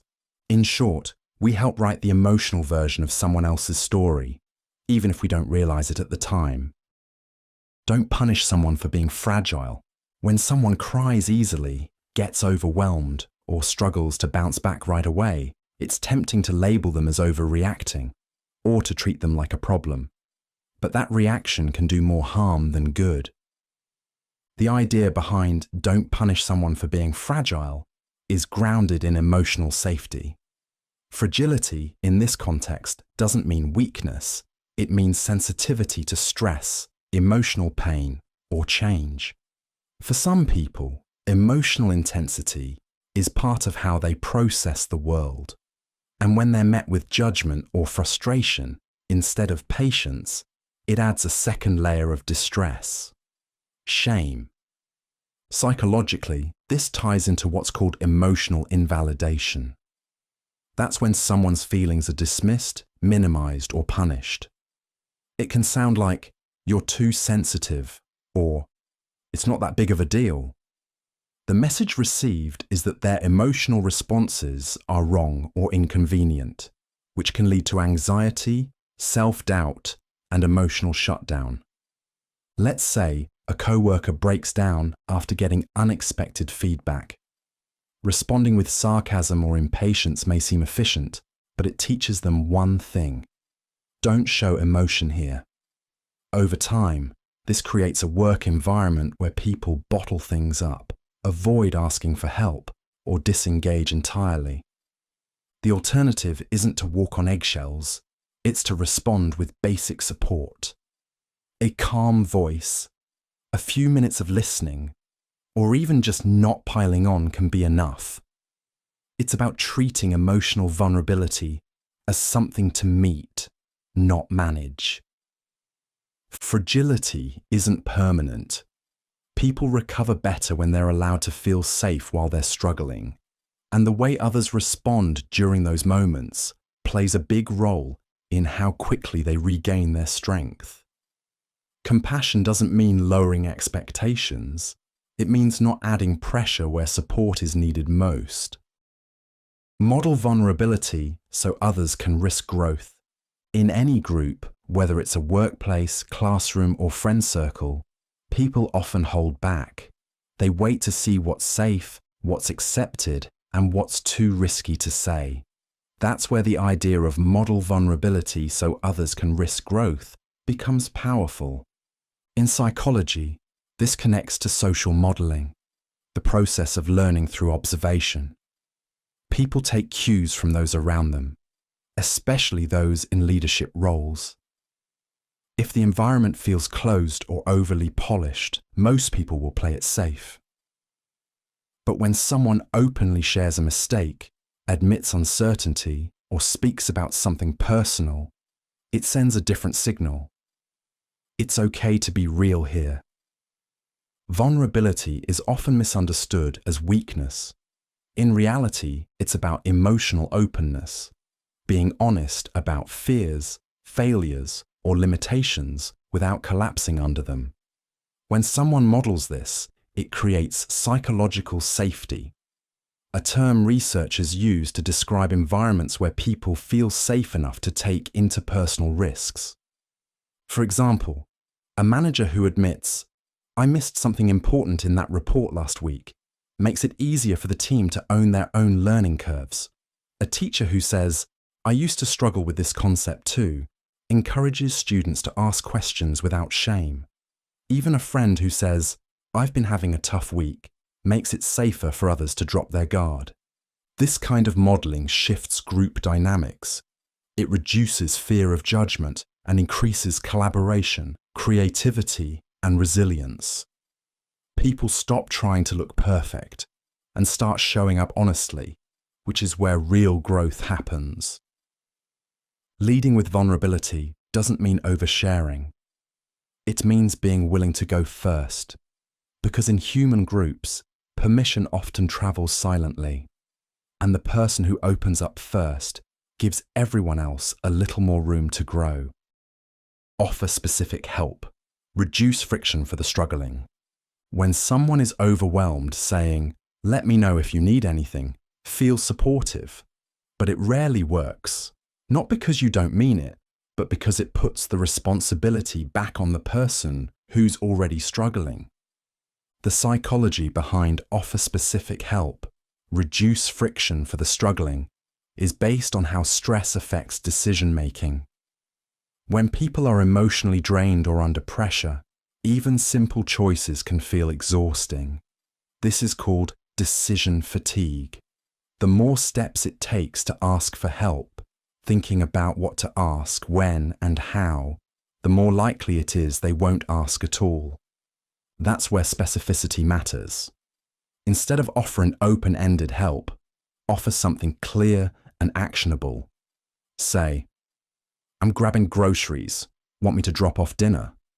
Or, "I can take the kids for a few hours this weekend if that helps." These kinds of offers reduce the cognitive load. The person only has to say yes or no. They don't have to design the help themselves. Psychologically, this kind of support is more likely to be accepted because it feels easier and less burdensome. It removes the guilt people often feel when asking for help, and it shows that you've thought through what might actually make their day a little lighter. This principle also applies at work or school. If a colleague is overwhelmed, saying, "Let me know if you need help with anything," might not move the needle. But saying, "Do you want me to handle the client follow-up today?" cuts through the noise. Helping someone isn't just about willingness. It's also about reducing the barriers that keep them from accepting that help. And in moments when everything feels heavy, even one less decision can be a relief. Confidence is comfort with imperfection. You'd think confidence comes from being flawless. Perfect speech, perfect answers, perfect timing. But real confidence doesn't come from getting everything right. It comes from being okay when you don't. Confidence is comfort with imperfection, is about psychological flexibility, the ability to stay grounded and self-assured even when things go a little sideways. In everyday life, people who seem confident aren't necessarily more skilled. They're just less rattled by mistakes. This shows up in all kinds of settings. A speaker stumbles over a word, smiles, and keeps going. A manager admits when they don't know something without losing authority. These moments aren't polished, but they're powerful because they show calm under pressure. In psychology, this links to self-efficacy, or the belief in your ability to handle challenges. Confident people don't expect perfection. They trust that they can adapt, recover, and still be effective, even with flaws. And that mindset changes how others perceive them. Someone who can laugh off a small misstep or correct an error without flinching often feels more trustworthy than someone who gets defensive or tries to hide it. This also affects how people take risks. When you're not afraid of imperfection, you're more willing to try new things, speak up, and keep learning, because failure doesn't feel like a threat to your worth. It's just part of the process. Culturally, confidence is often mistaken for loudness or certainty, but in practice, it's usually quiet. It looks like being relaxed while learning, open when unsure, and calm when criticized. It's not about being bulletproof. It's about being real and still moving forward anyway. And that kind of confidence tends to last longer because it doesn't depend on perfect conditions. It builds strength through the cracks. Turn envy into curiosity. How did they do that? You see someone land your dream job, publish their book, or take a trip you've always wanted, and without meaning to, envy creeps in. It's normal, but psychology offers a better use for that feeling. Turn envy into curiosity. How did they do that? Envy is a social emotion. It shows up when we compare ourselves to others and feel like we're falling short. Left unchecked, it can turn into resentment or self-doubt. But reframed, envy can actually point to what we care about most and motivate us to grow. The key is shifting from judgment to informational thinking. Instead of saying, "They don't deserve that," or "I'll never get there," ask, "What steps did they take?" This opens up a learning mindset, which psychology calls active comparison. It reduces emotional reactivity and focuses your attention on strategy, not status. For example, if a colleague gets promoted, envy might trigger frustration. But curiosity asks, did they take on extra projects? Did they build stronger relationships with leadership? These questions turn jealousy into insight, something you can actually act on. This works in creative fields too. Instead of feeling threatened by someone's success, curiosity invites analysis. What's working about their approach? What could I try differently? That curiosity makes it easier to stay engaged and motivated instead of discouraged or competitive. Psychologically, this shift builds self-directed learning and growth mindset. It reminds you that success is often a process, not a mystery, and the people who seem far ahead. They usually started where you are, asking better questions one step at a time. Envy might get your attention. Curiosity is what turns it into progress. Let others outgrow your memory of them. Let others outgrow your memory of them is about allowing people the space to evolve, even if it disrupts the way we've come to understand them. Psychologically, it's common to lock people into fixed identities, especially those we've known for a long time. A shy sibling, a flaky friend, a difficult coworker.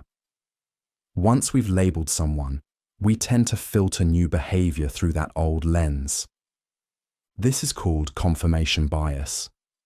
We pay more attention to evidence that supports our existing beliefs and ignore what contradicts them. But people aren't static. Experiences, setbacks, therapy, even a new environment, these can all shift the way someone moves through the world. When we resist updating our view of them, we're not just limiting them, we're distorting reality. You might notice this in small ways. Someone who used to avoid responsibility is now stepping up, but no one acknowledges it. A person who once struggled with communication is clearly trying, but their effort gets dismissed. That disconnect can feel frustrating for the person growing, because even when they've done the work, they're still being held to a past they've outgrown. Letting someone outgrow your memory of them means checking your assumptions, watching what they do now, not just what they did then. And maybe even allowing the relationship to be something different too. Growth doesn't always come with announcements. Sometimes the only clue is a pattern that quietly changes.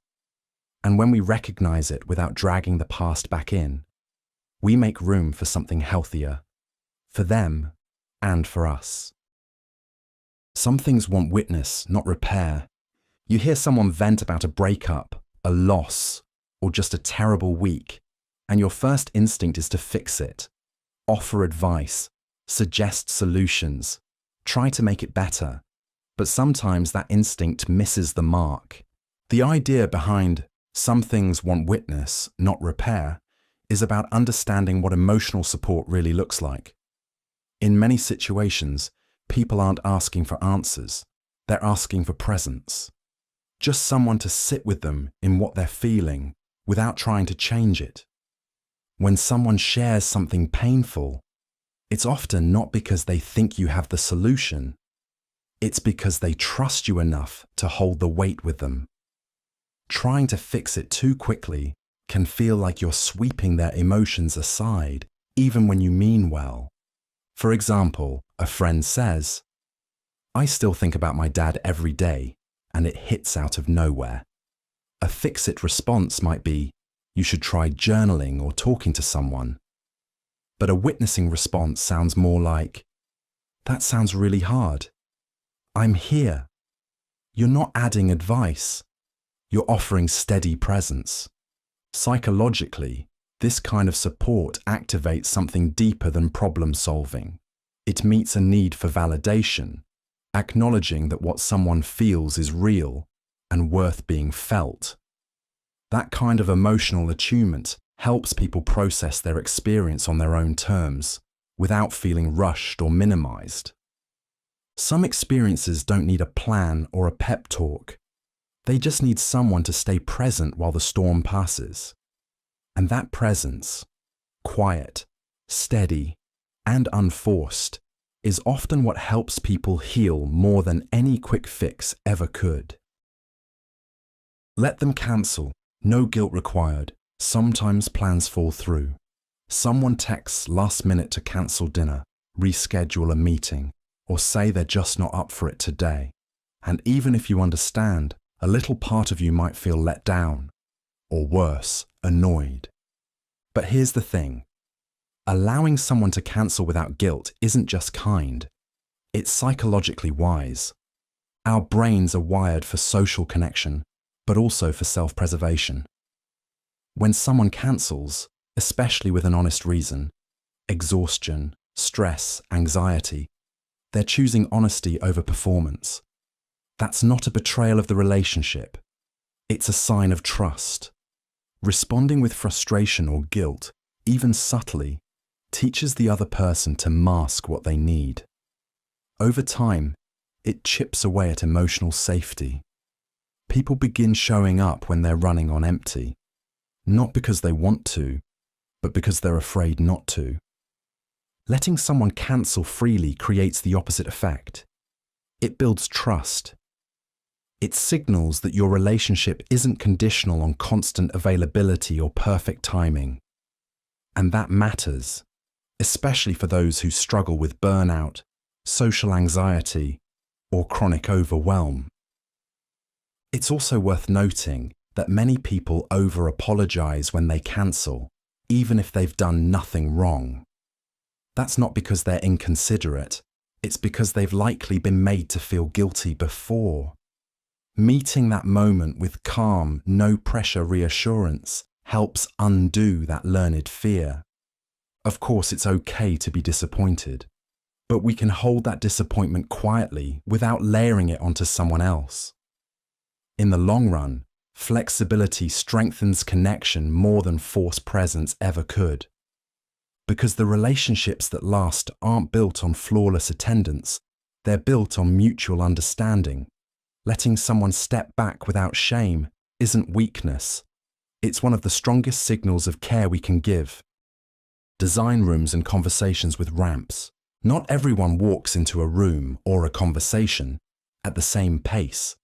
In physical design, ramps are about access. They allow more people to enter a space with ease, without needing to ask for help. The same principle applies to human interaction. Some people need a little more time to adjust, observe, or feel welcome before they engage. In psychology, this ties to concepts like processing speed, social anxiety, and even introversion. People have different thresholds for feeling safe, seen, or ready to participate. When we design spaces or social settings without thinking about that, we accidentally leave people behind. Creating a ramp in conversation might mean starting with something light or observational before jumping into deeper topics. In meetings, it could mean giving people the agenda early or opening with a check-in round instead of diving into decisions. For physical spaces, it could mean softer lighting, more clear signage, or seating that feels naturally inclusive rather than hierarchical. The idea isn't to slow things down for everyone. It's to make space where more people can find their footing. The goal is fluency, letting people move into participation smoothly without needing to over-explain themselves or catch up midstream. Inclusion often isn't about grand gestures. It's about subtle designs that reduce friction. When you add a ramp, you're not lowering standards, you're raising access. Whether it's a group chat, a classroom, or a community event, the question becomes, can more people enter with dignity? Because the more welcoming your design, social or physical, the more human your space becomes. Own the typo, then fix it publicly. You hit send, and then you see it. A glaring typo in an important email or message. It's easy to panic, ignore it, or quietly hope no one notices. But there's a smarter option. Own the typo, then fix it publicly. Psychologically, this taps into the idea of impression management, or how we shape others' perceptions of us. Mistakes, especially small, visible ones, can feel like threats to our competence. But research shows that acknowledging them, especially with calm and a little humor, often makes us seem more trustworthy, not less. When you point out your own error and correct it openly, you're showing two things: accountability and self-assurance. You're not pretending to be flawless. You're demonstrating that you value accuracy more than ego. This approach works in professional settings, classrooms, even social media. Let's say you post a graphic with a misspelled word. Fixing it quietly might keep things tidy, but owning it in the comments, "Yes, we saw it. Yes, we cringed. It's fixed now," makes you relatable. It tells your audience you're human, not hiding. At work, correcting a presentation slide or resending an updated report with a simple "caught an error, here's the corrected version" builds credibility. It signals that you're paying attention and willing to make adjustments without drama. From a psychological standpoint, this reflects a concept known as psychological flexibility. It's the ability to adapt your behavior without collapsing under the fear of being wrong. That's a trait people respect, especially in leaders, educators, and communicators. Owning small public mistakes doesn't damage your reputation. Avoiding them, denying them, or acting like they didn't happen often does. Fixing them openly is more than correction. It's character in action. Protect what's sacred, even when it's subtle. Some of the most important things in life don't announce themselves. A morning ritual, an inside joke, the silence shared in a familiar space. These aren't grand or obvious, but they matter. And that's the heart of this idea. Protect what's sacred, even when it's subtle. In psychology, this touches on the concept of meaning making. Humans assign value to moments, habits, and gestures that may seem ordinary on the surface, but carry emotional or symbolic weight underneath. When those things are overlooked, interrupted, or dismissed, it can feel like something small has been broken and something big has been ignored. Take, for example, the friend who always calls during their evening walk. It's not labelled a ritual, but it is one. Or the co-worker who arranges their desk the same way every morning, not because it's efficient, but because it calms them. These moments aren't dramatic, but they're meaningful. And when others don't see their value, it can create a subtle kind of disconnection. Protecting these things means noticing them, respecting them, not brushing them off just because they're quiet. It might be holding space for a weekly habit, even when schedules get tight, or letting a moment breathe instead of filling it. It's about honoring what stabilizes us, not just what entertains or impresses. Over time, these subtle sacreds build a foundation. They tell people, this matters. You matter. And when those messages are repeated, not loudly, but consistently, they become a form of care that's harder to shake than any grand gesture. Because the sacred isn't always ceremonial. Sometimes it's just quietly woven into the rhythm of ordinary life. And recognizing that is what makes a connection last. Let people grieve without tidying it. Grief doesn't follow a clean schedule. It doesn't show up politely or wrap itself up in a few neatly written paragraphs. But when we see someone grieving, our instinct is often to tidy it, say something comforting, redirect their focus, or help them move on. The idea behind let people grieve without tidying it is about making room for emotions that are messy, unpredictable, and deeply human. In psychology, grief is not a problem to be solved. It's a process people go through in their own way, at their own pace. Trying to organize someone else's grief by offering solutions or reframing the situation can actually make things harder.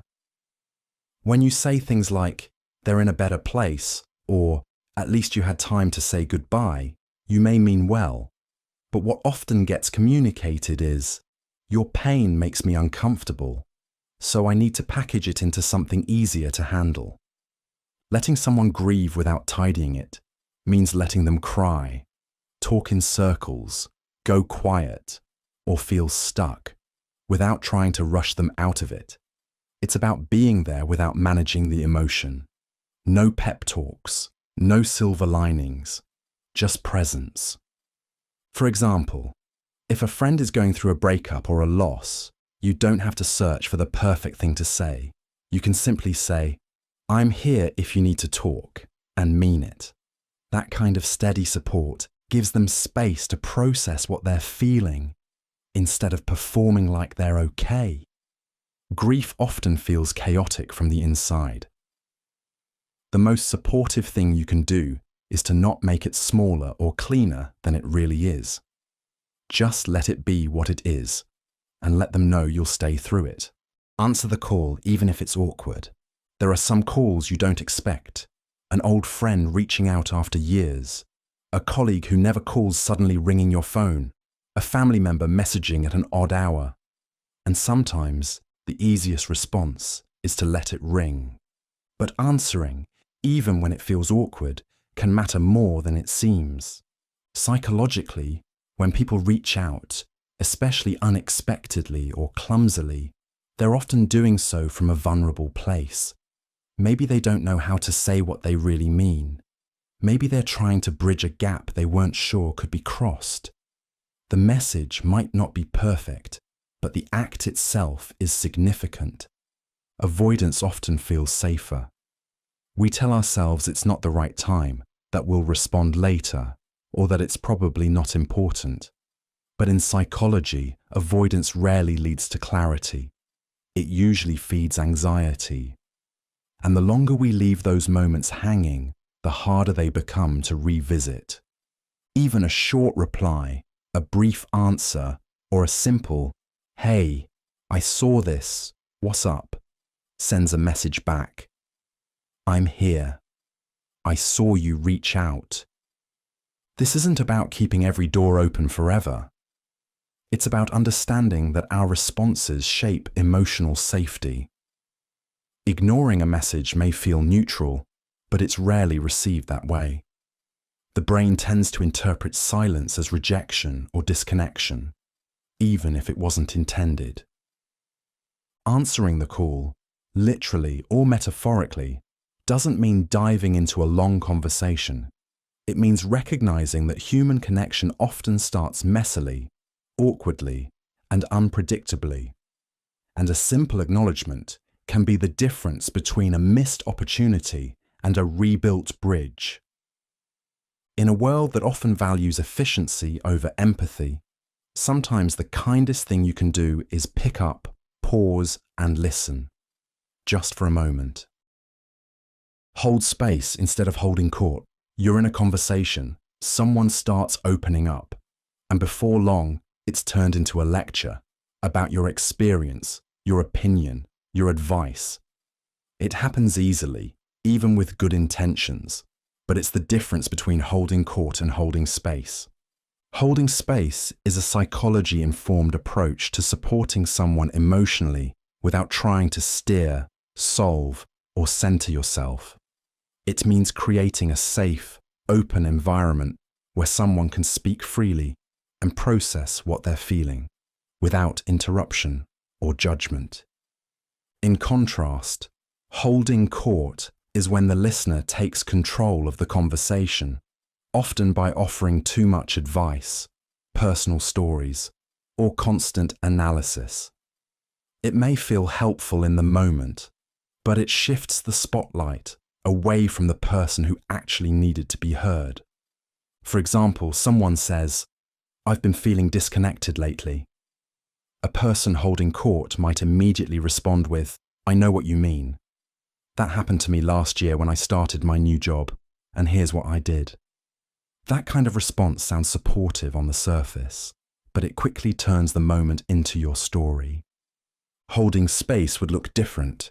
It might mean saying, "That sounds hard," and then just letting the silence stretch. You're not rushing in with opinions. You're showing presence, not performance. Psychologically, this is about emotional safety. Holding space invites people to explore their thoughts out loud, without the fear of being corrected, judged, or redirected. It's the kind of environment that helps people feel in control of their own narrative, especially during vulnerable moments. In practice, it requires restraint, empathy, and trust in the other person's process. You're not the star of the moment. You're the backdrop that helps them feel supported. And that shift changes everything. Remember birthdays, even quietly. In the middle of a busy week, a text pops up. "Happy birthday, hope you're doing okay." It's short, casual, maybe even a day late, but it sticks because it means someone remembered. The psychology behind "remember birthdays, even quietly" is about personal significance. For many people, birthdays carry emotional weight, whether it's tied to celebration, reflection, or just the simple hope of being acknowledged. It's not about the size of the gesture, it's about being seen. In psychological terms, this connects to the need for belonging and recognition. We all want to feel like we matter in someone else's mind, even if only for a moment. Remembering a birthday signals that you're paying attention, even to small, non-essential details. That signal becomes especially meaningful when it comes during a low period, or when someone isn't broadcasting their birthday out loud. This doesn't require a grand gesture. A short message, a quick call, or even mentioning it in passing can carry surprising emotional weight.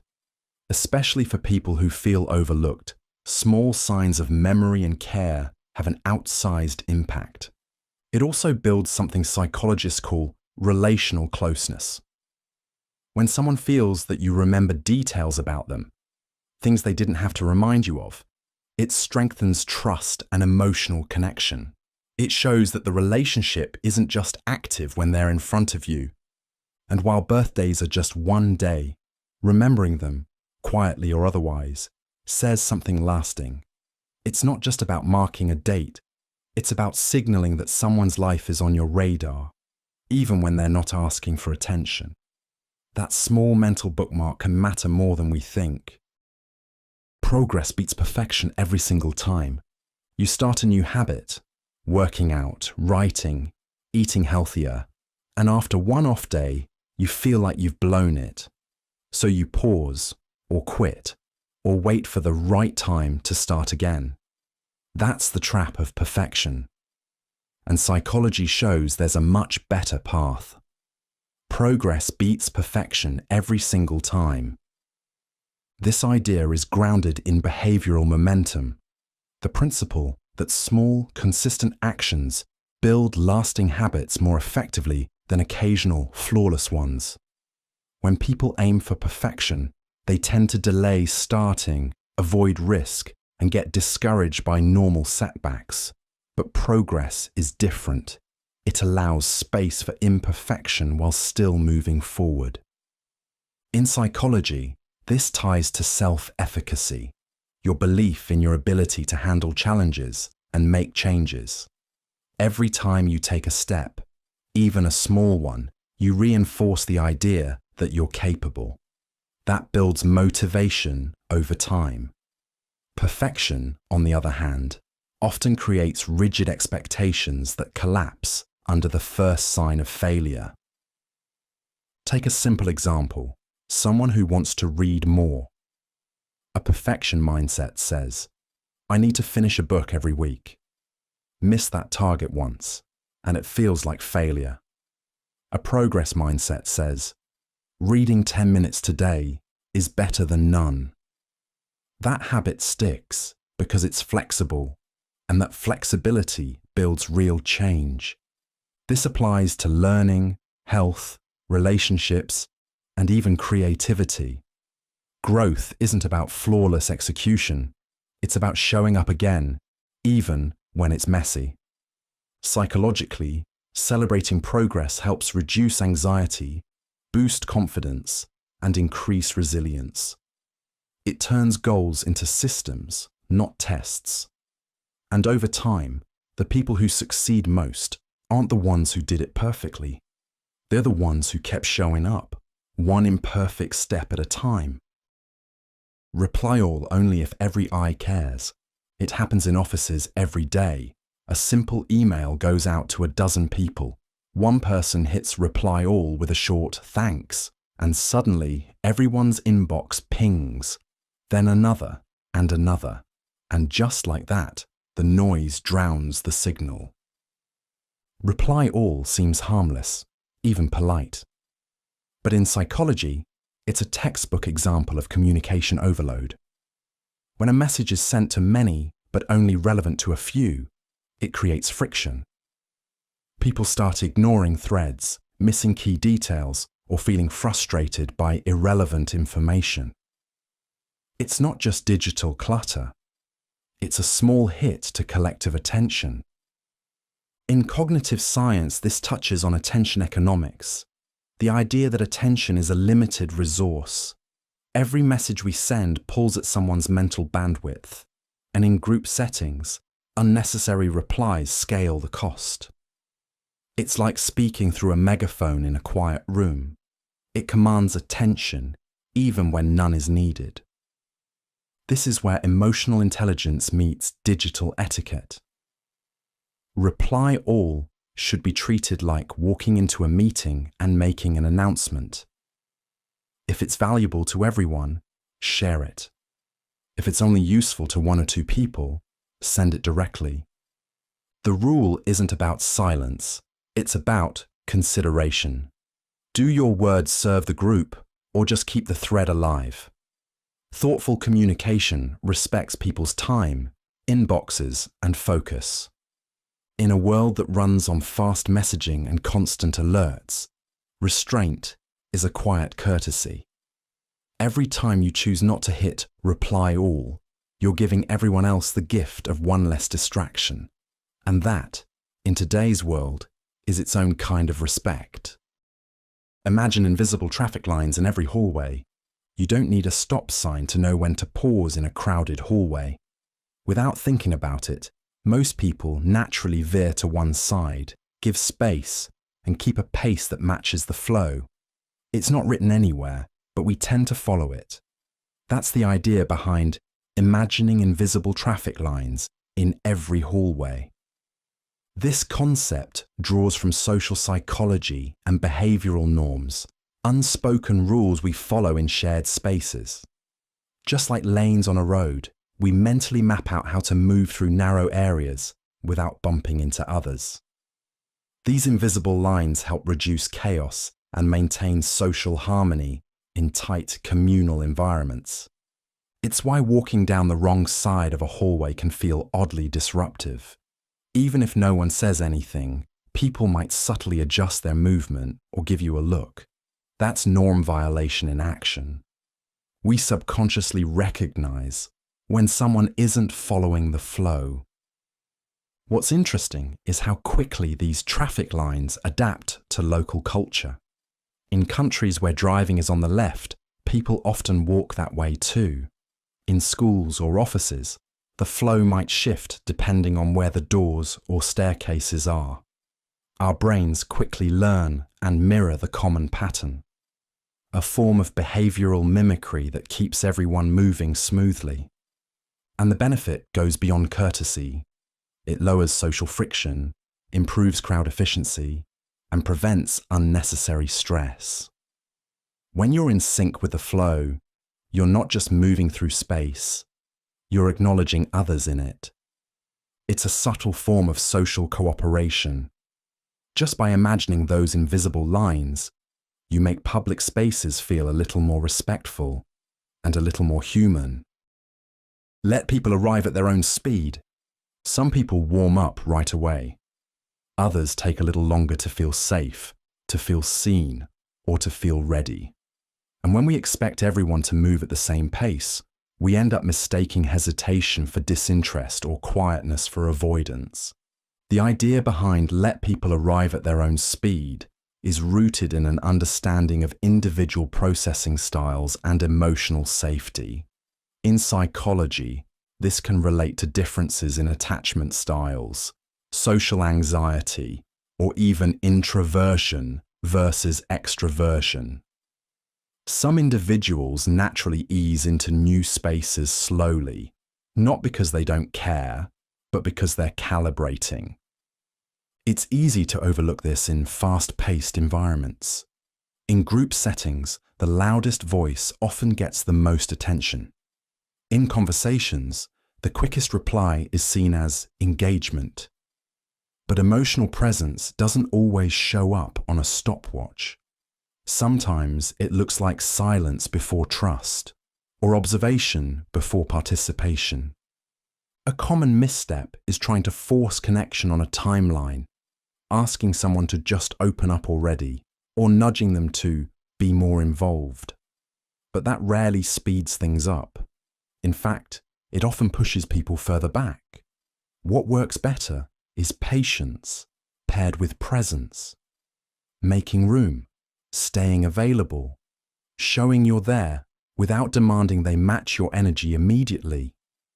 You might see this play out in a new teammate who stays on the edge of the conversation for weeks, then suddenly jumps in with a great idea. Or a friend who listens closely for months before sharing anything personal. Their pace isn't a flaw, it's part of how they build security. Psychological safety isn't built on pressure, it's built on space.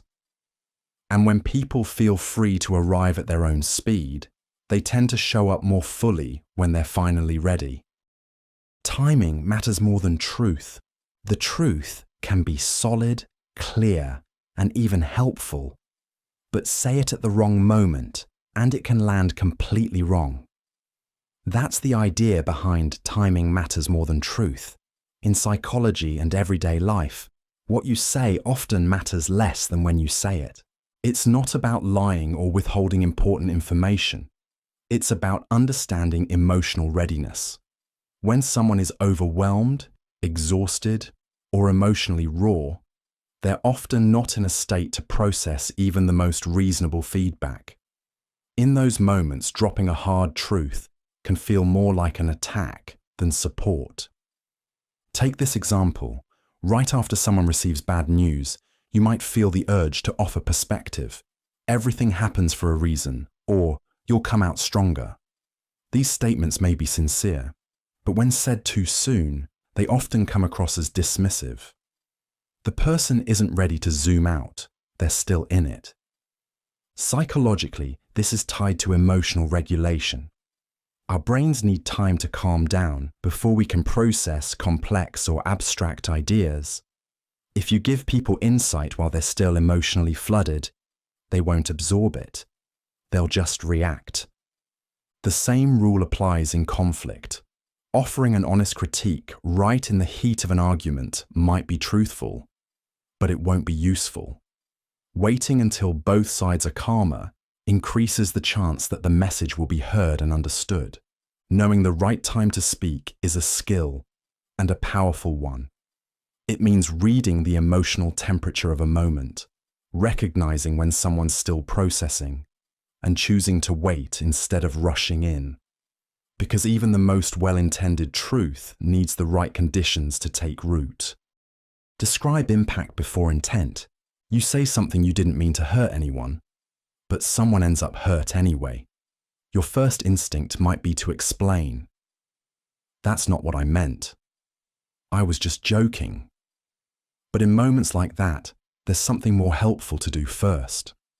Describe the impact before the intent. In psychology, this ties into how people process conflict. When someone feels hurt or dismissed, their emotional reaction is based on impact, how something made them feel. If you jump straight to explaining your intent, it can feel like you're skipping over their experience. That often leads to defensiveness and shuts down connection. Let's break it down. If you accidentally offended someone with a comment saying "I didn't mean it that way" may be true, but it doesn't address what actually happened. Instead, saying "I can see that what I said upset you" shows that you're focused on the effect your words had. That creates room for trust to rebuild. This approach doesn't mean taking blame for something you didn't do maliciously. It means acknowledging the emotional impact before jumping into justification. It shows empathy before explanation. And that order matters. In conflict resolution research, this method helps reduce resistance and makes people more receptive. It calms the emotional brain by validating the person's reality. After that, intent becomes easier to discuss and more likely to be understood. This concept works in personal relationships, teams, and even public apologies. When people feel like their emotions are being acknowledged, they're more likely to stay in the conversation instead of shutting down or escalating. Describing impact first is a small shift, but one that turns conflict from a standoff into a dialogue. And it's often the moment where real repair begins. Don't be the first one to laugh at your own joke. Sometimes, what you say is funny, but when you rush to laugh at it before anyone else does, something shifts. It's no longer about the moment. It becomes about your need for reassurance. Don't be the first one to laugh at your own joke isn't a rule about humor. It's about timing, trust, and the subtle psychology of connection. When someone tells a joke and immediately bursts into laughter, it can come across less like confidence and more like nervousness. It's a preemptive move, cutting off the chance of silence by filling it first. But in doing so, it often interrupts the natural rhythm of social interaction. Laughter, in groups, is contagious because it's shared. It spreads when people feel in sync. That sync can be broken when one person is trying too hard to lead it. Think about a good comedian. They wait. They land the line and let the audience come to it. That pause. That's where the magic builds. In everyday conversation, it works the same way. There's also a deeper layer.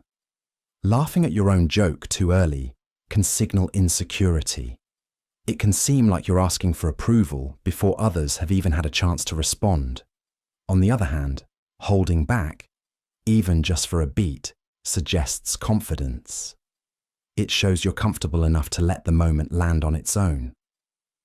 Of course, sharing a chuckle is human, but when your laughter jumps ahead of everyone else's, it's no longer a shared reaction, it's a cue. And sometimes that cue says more about how you feel than what you said. In conversations, timing speaks louder than words, and humor, when trusted to breathe, often travels farther.